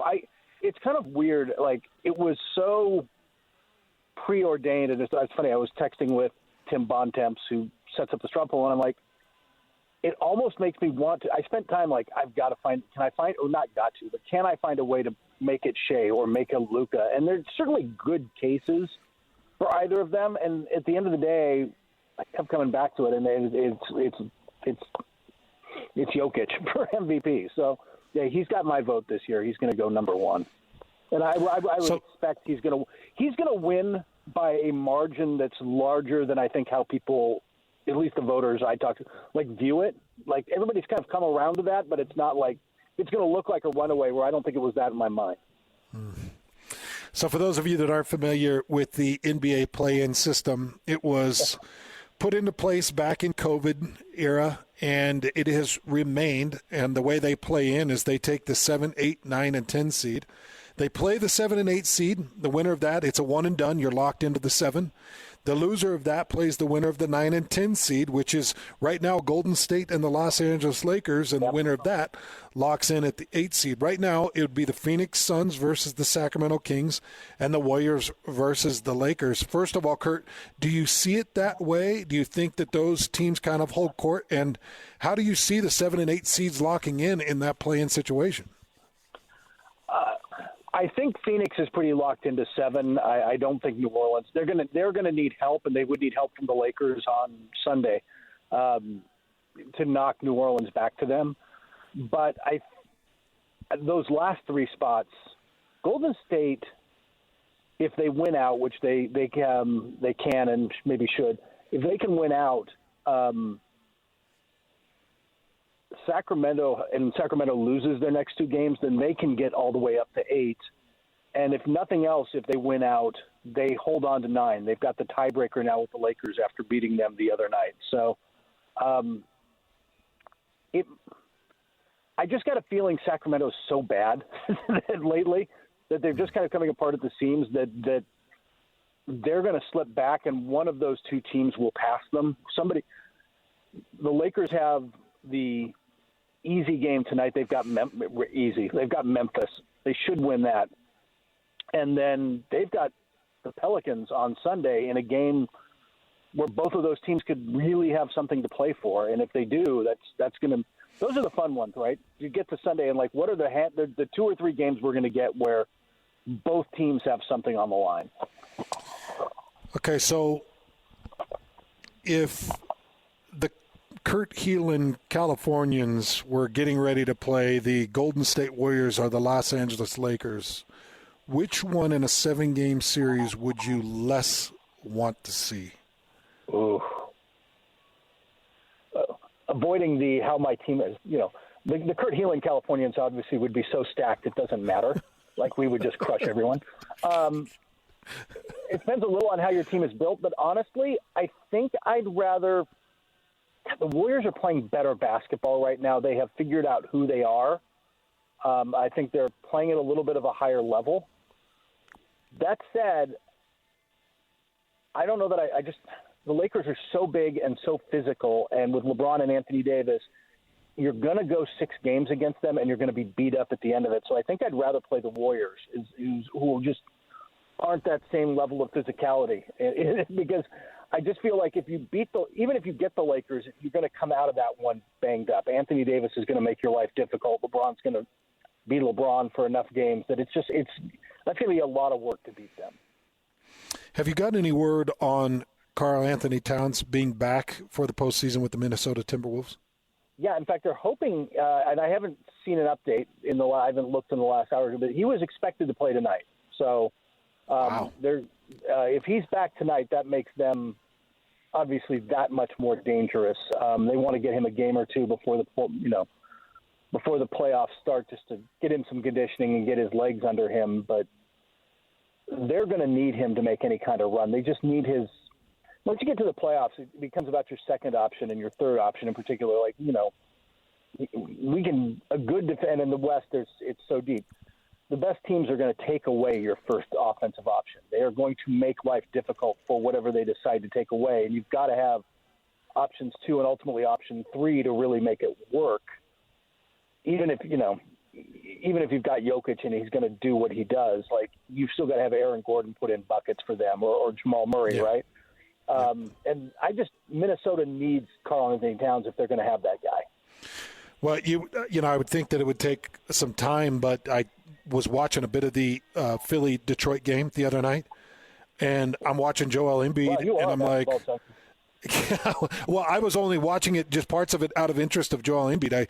I watched a highlight package on YouTube because I wanted to see how Joel Embiid looked, because I think if Embiid's healthy, I think all of a sudden Philly becomes a real problem in the East.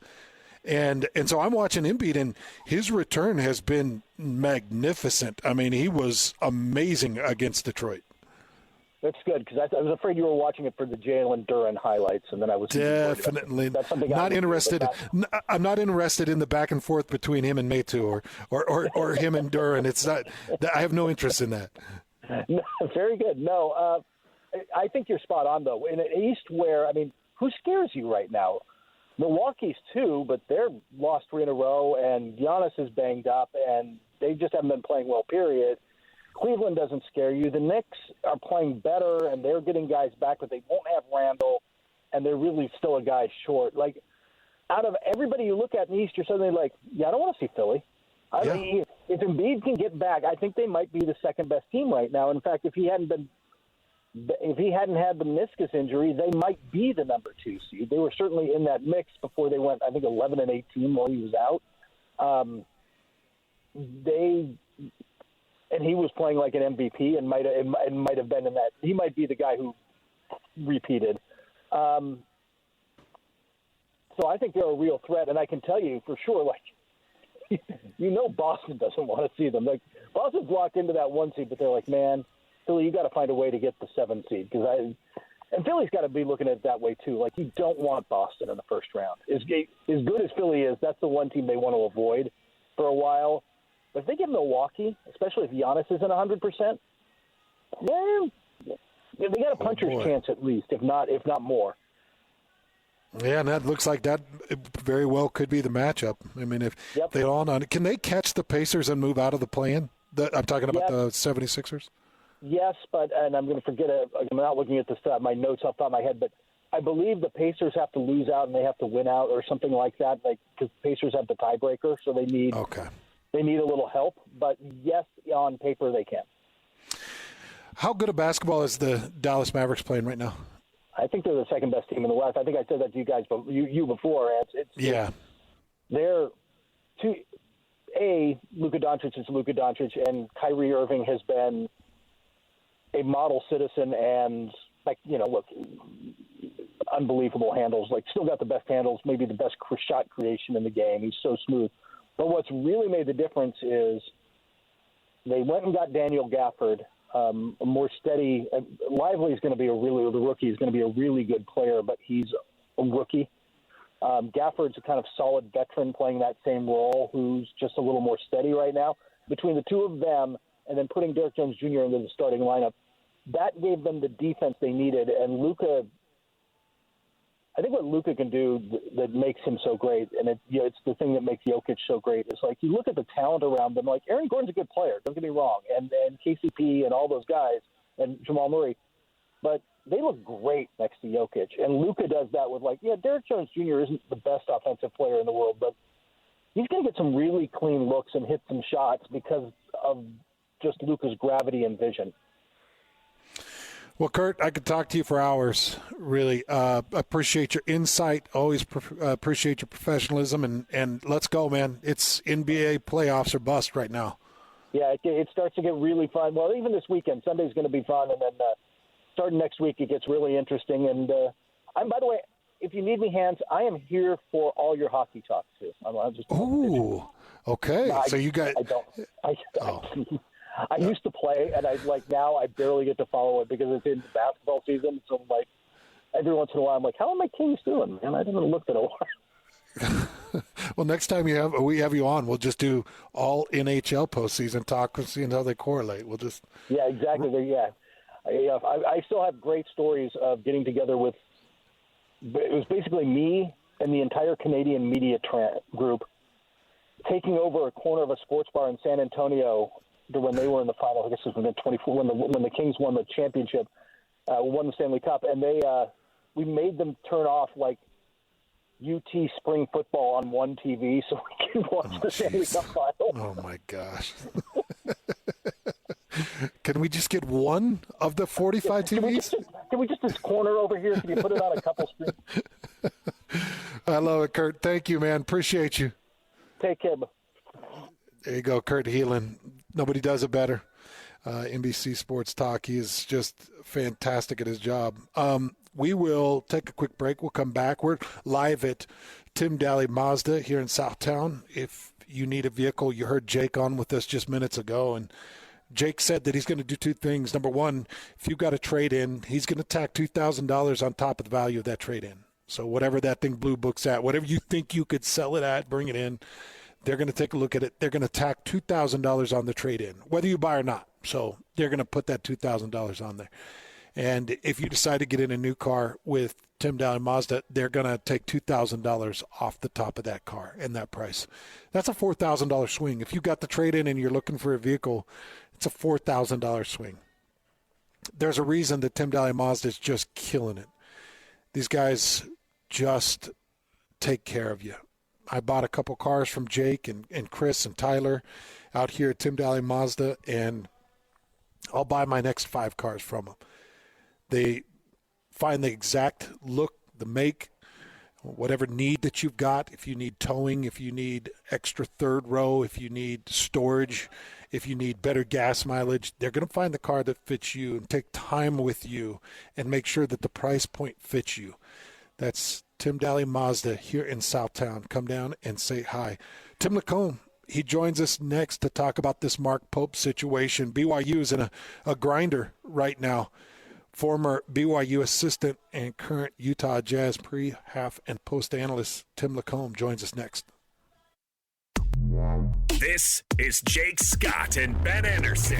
Sell me on Mark Pope. Give me a 30-second spiel that the athletic director at Kentucky is selling to fans. He plays a very modern style of basketball that I think will succeed at Kentucky. Can I tell you, I think that is the number one thing. Other than I know he has the connections, and look, if Mark Pope hadn't played at Kentucky, he never gets this job. He's not even in consideration for this job. But he does have that history. He was a former captain. He did play in the NBA. All those things are pluses. All those things I think help. His style of basketball is really conducive to NBA players. He shoots a ton of threes, which is where the NBA is going. And then he already runs some pro sets. We talked a lot about how good that dribble handoff stuff was that nobody in the Big 12 ever figured out how to defend. So I actually think that is the biggest thing, and that could be what ends up winning over fans in Kentucky is what it looks like to have an actual basketball coach and not a recruiter. Hear Jake Scott and Ben Anderson every day from 10 to noon on 97.5 The KSL Sports Zone.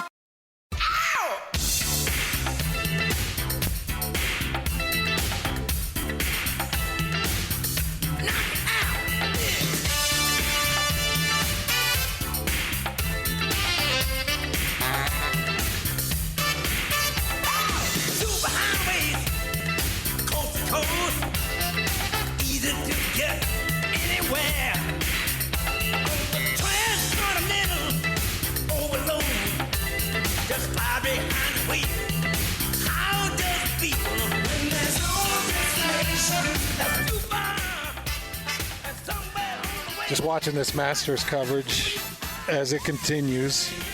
I do love the Masters. Man, it's such an entertaining.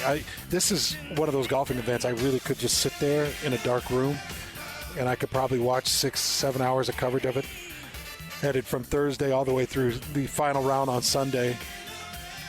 John Rahm's not doing me any favors. Last year's champion, currently at +3. Right now, the cut line is projected at +4. So you've got a couple of guys right under the cut line. Jason Day at +4, Hideki Matsuyama at +4, John Rahm at +3. Tony Finau's struggled a little bit today. He's +4 through his round today, and he's +3 on the tournament. He was 1 under through his first day, so he's struggling. Couple of guys that probably aren't going to make the cut, and I hate to tell Lloyd Cole this, but it's looking like one of your golfers isn't going to make the cut. Victor Hovland is really struggling. Yeah, you're celebrating on the inside. I wish you didn't root. Wish you didn't root against me all the time. Like it'd make me feel.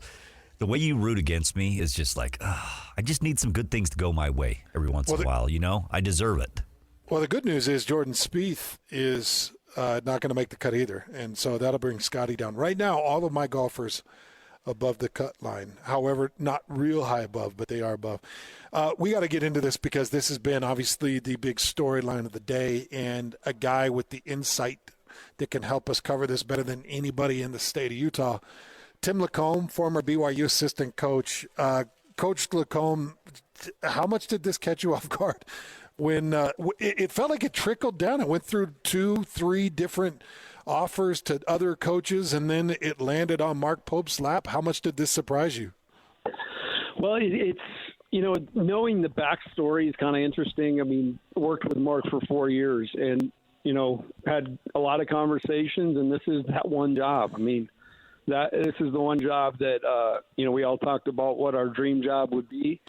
And he always kind of got stars in his eyes talking about Kentucky. And I've said all along that he would coach there. Just because I know his drive and his passion, and he really will stop at nothing to get what he wants.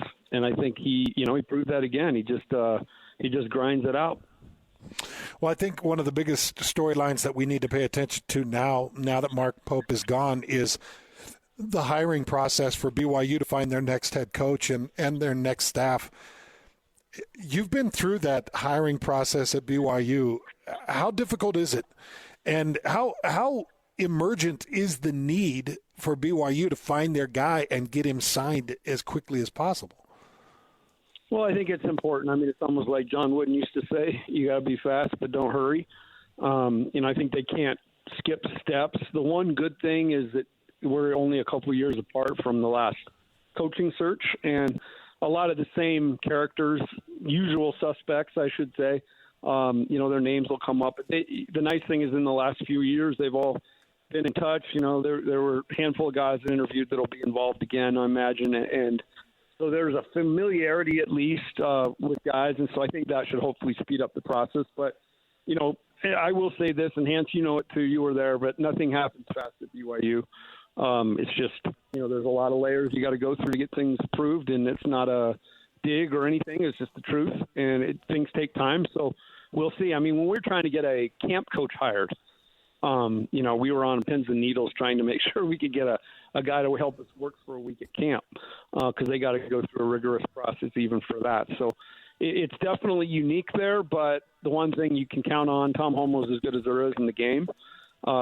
Just look at his track record and the hires he's made. Brian Santiago's been there forever and is kind of, has a stewardship of basketball, and he's so connected to the basketball community. And then, the alumni is ever present, and there's a lot of people that want to see BYU continue to do great things. Do you feel like the BYU as an institution, do you feel like it really does limit their coaching pool? And just how much does it limit their coaching pool, in your opinion?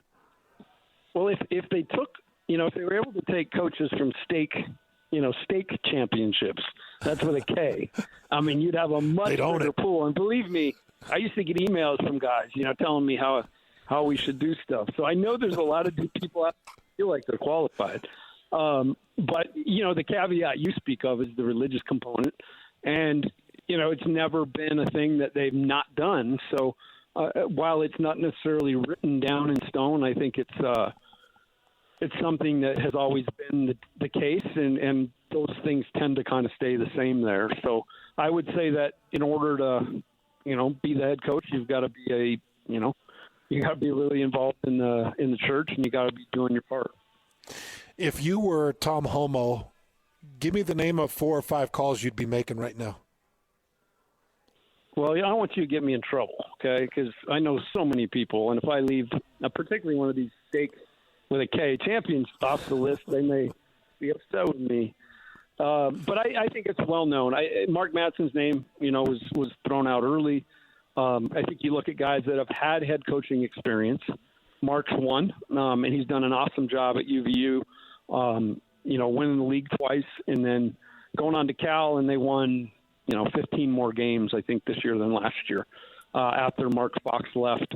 And so I think that could be, Mark Madsen is a guy that I think everybody's mind went to. And then early this morning, he sent a tweet out just saying, hey, I love Cal, and I love it here.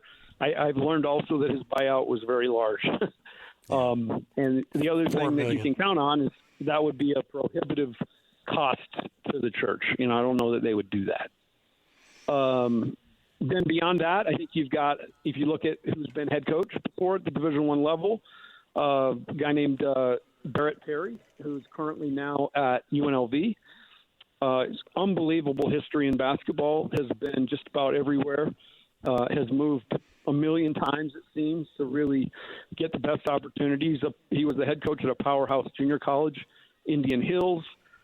He's been, 5-7 different places as assistant, and then he was the head coach at Portland State, and did a nice job. We actually played Barrett when I was there, when he was at Portland State, and his teams played ferociously hard and did a nice job.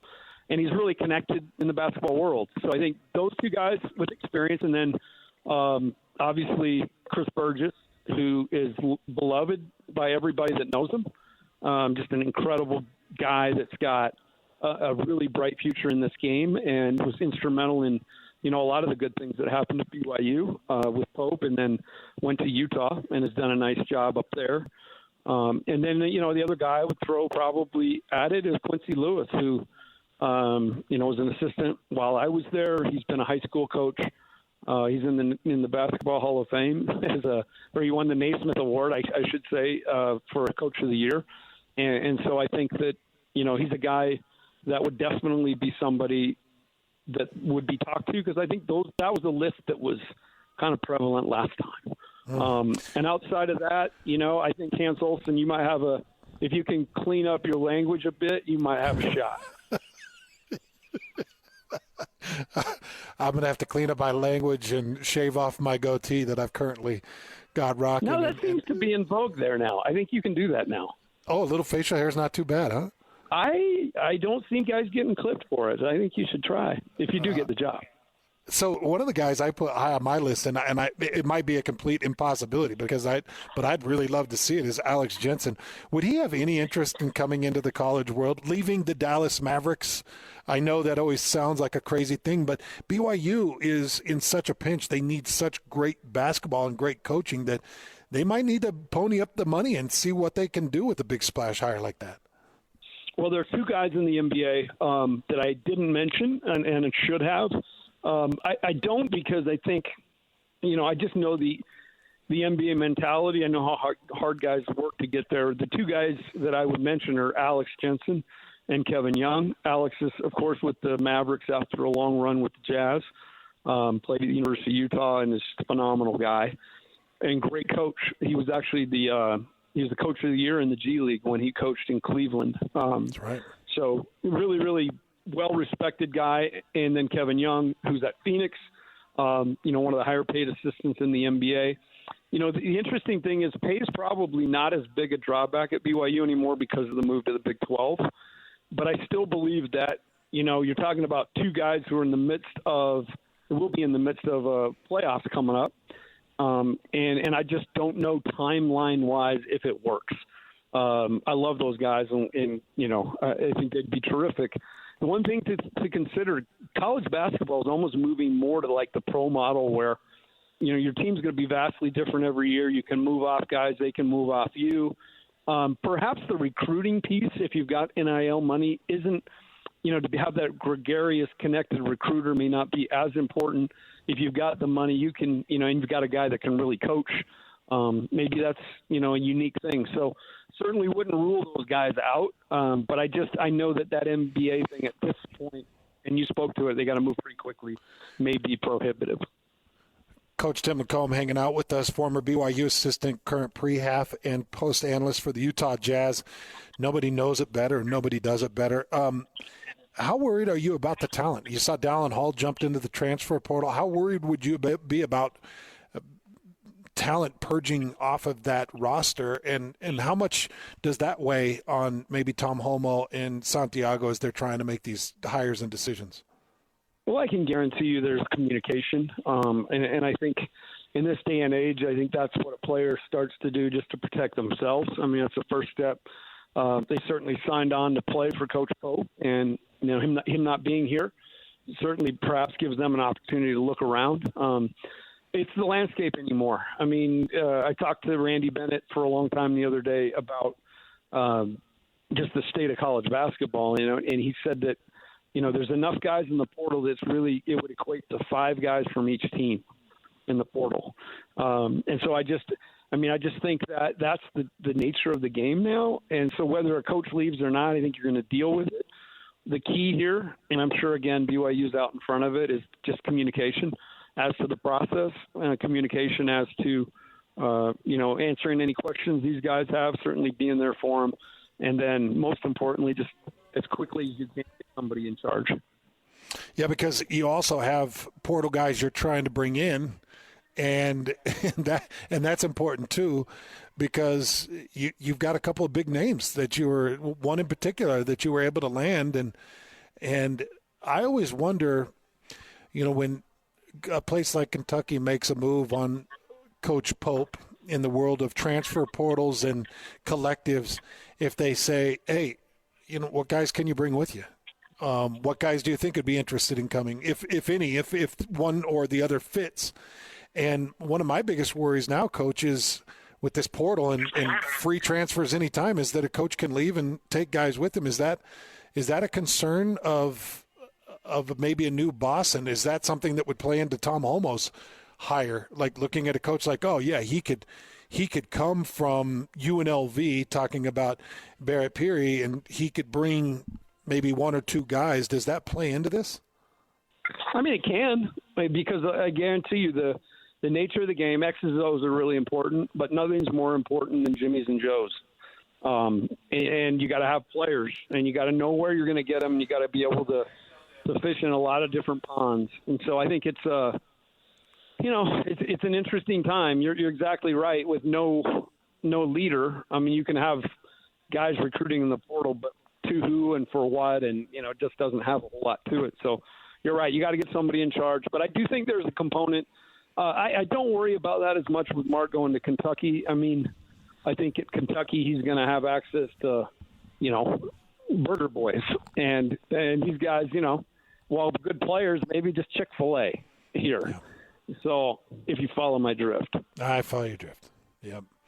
Is there any way that Coach Rose would come out of retirement and you'd go back to BYU and you guys could partner up in Big 12 crime?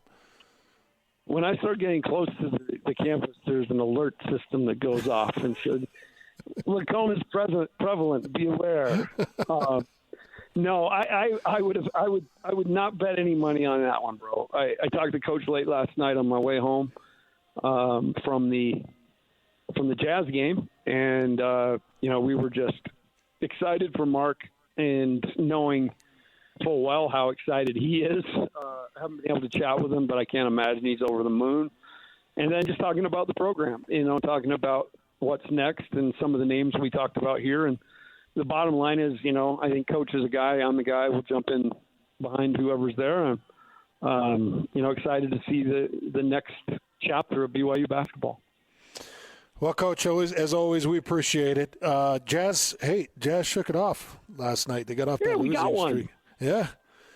Yeah, respectable. Tell me a little bit about Kenny Lofton.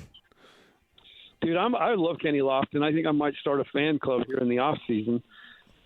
He reminds me a little bit of you. You got a big old caboose, and he moves people around, and his ability to score the basketball is a thing of beauty. But it's some of the other things. He's got a great basketball IQ. He was effective on the glass.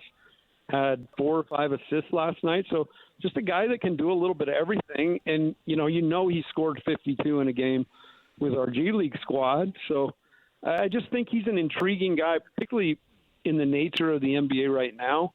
I mean, perhaps a guy that could play a rotation as a very small ball 5, all like Charles Barkley.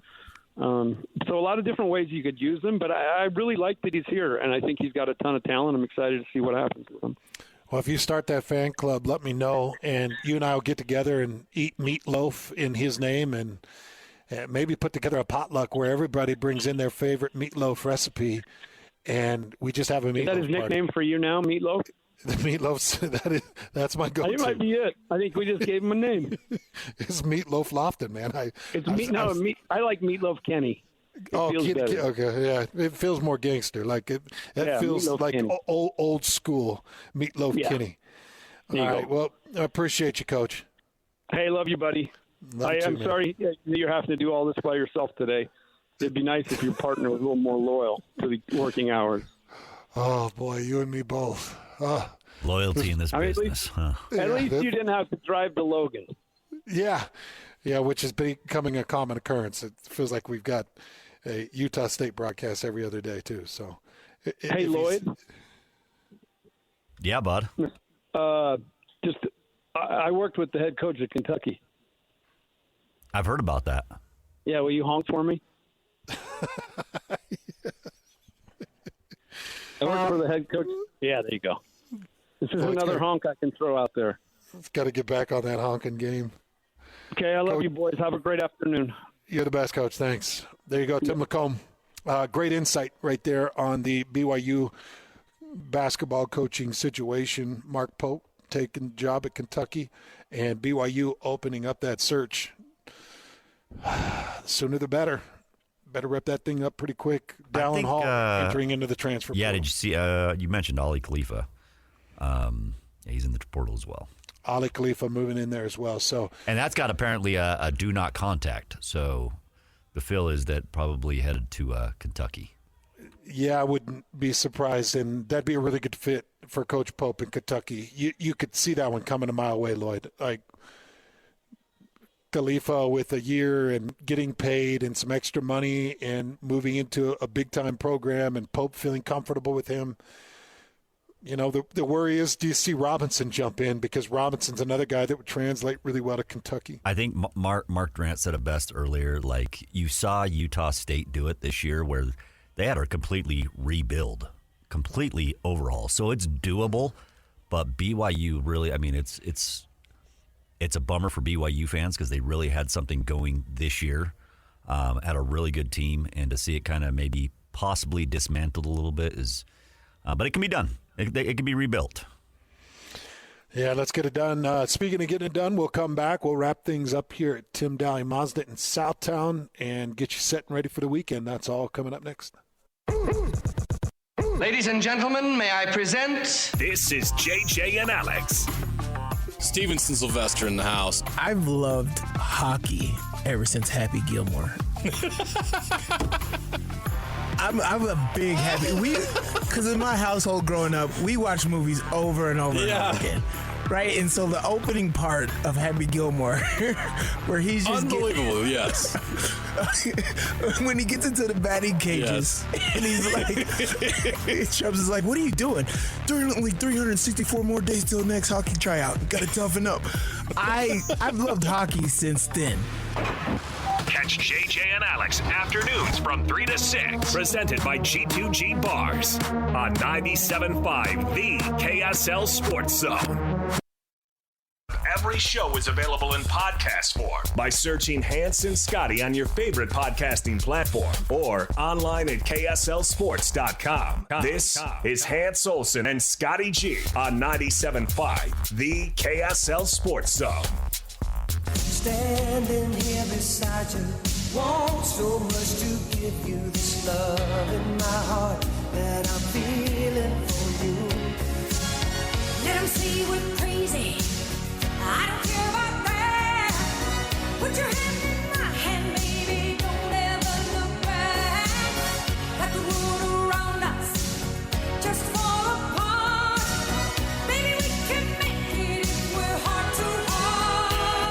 One of the crazier weeks we've had in sports radio here in the state of Utah with the NHL news and everything that's surrounded that. That has been a hot button topic, and we are going to continue to pursue it. Stay right on top of it here with the Hans and Scotty Show. So having the best guests, the most insight, and trying to keep you all up to date. All signs are pointing to the announcement coming down next Thursday that Ryan Smith and the Smith Entertainment Group has in fact landed the ownership of an NHL team that will be here in the state of Utah. Every name that I trust out there continues to tweet it.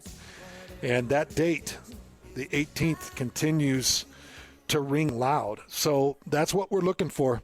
By the way, make sure that you're hanging with us next week. Ethan Millard and Teton Wealth will be live in studio with me and Scotty to help you with your retirement plan. That's coming up next Monday. So Ethan Millard, we appreciate him, and he'll be hanging out with us, and we'll get you caught up with all those things, as well as keeping you up to date with the NHL and its progress, as well as keeping you up to date with BYU and its basketball coaching search and everything that's happening in the portal. As Lloyd just mentioned, another BYU basketball player, Ali Khalifa, has jumped into the transfer portal along with Dallin Hall, and it just keeps tumbling, and hopefully they can get a grip on that before it gets too far out of control. We've been live at Tim Daly Mazda here in Southtown, hanging with my good friend Jake. $2,000 on top of a trade-in. Yes, sir. $2,000 off a new car. That's right. And a full tank of gas. Yeah, and a full tank of gas. As you drive off. And a lifetime warranty. Did I go warranty. too far? And a lifetime warranty. At least a half tank and a free lifetime Oh, every warranty. new car, full tank of gas for sure. I There's love no it. question. How about the Yetis? Do you like that name, the Yetis? I do. I don't mind the Yetis.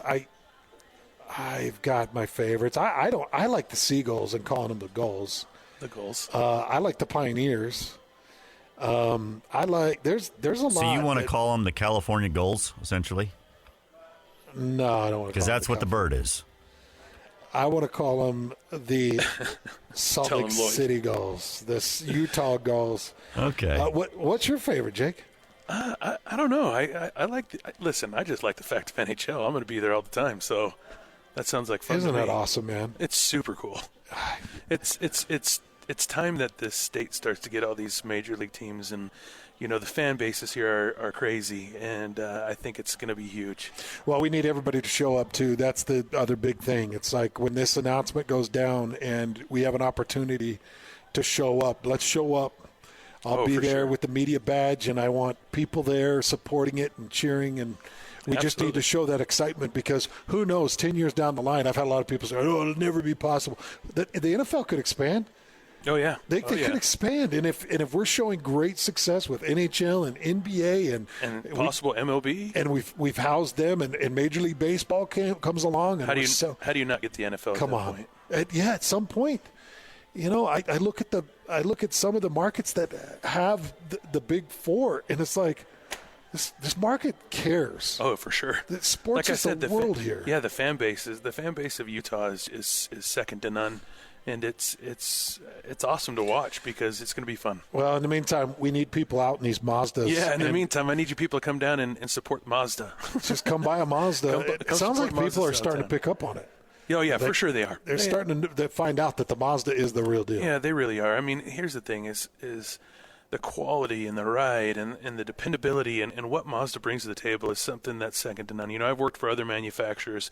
I've been in the business for over 20 years, and I can guarantee you that Mazda has been the top of any manufacturer that I've worked for, any car that and to be honest with you, at first when I took the store, I was like, Mazda.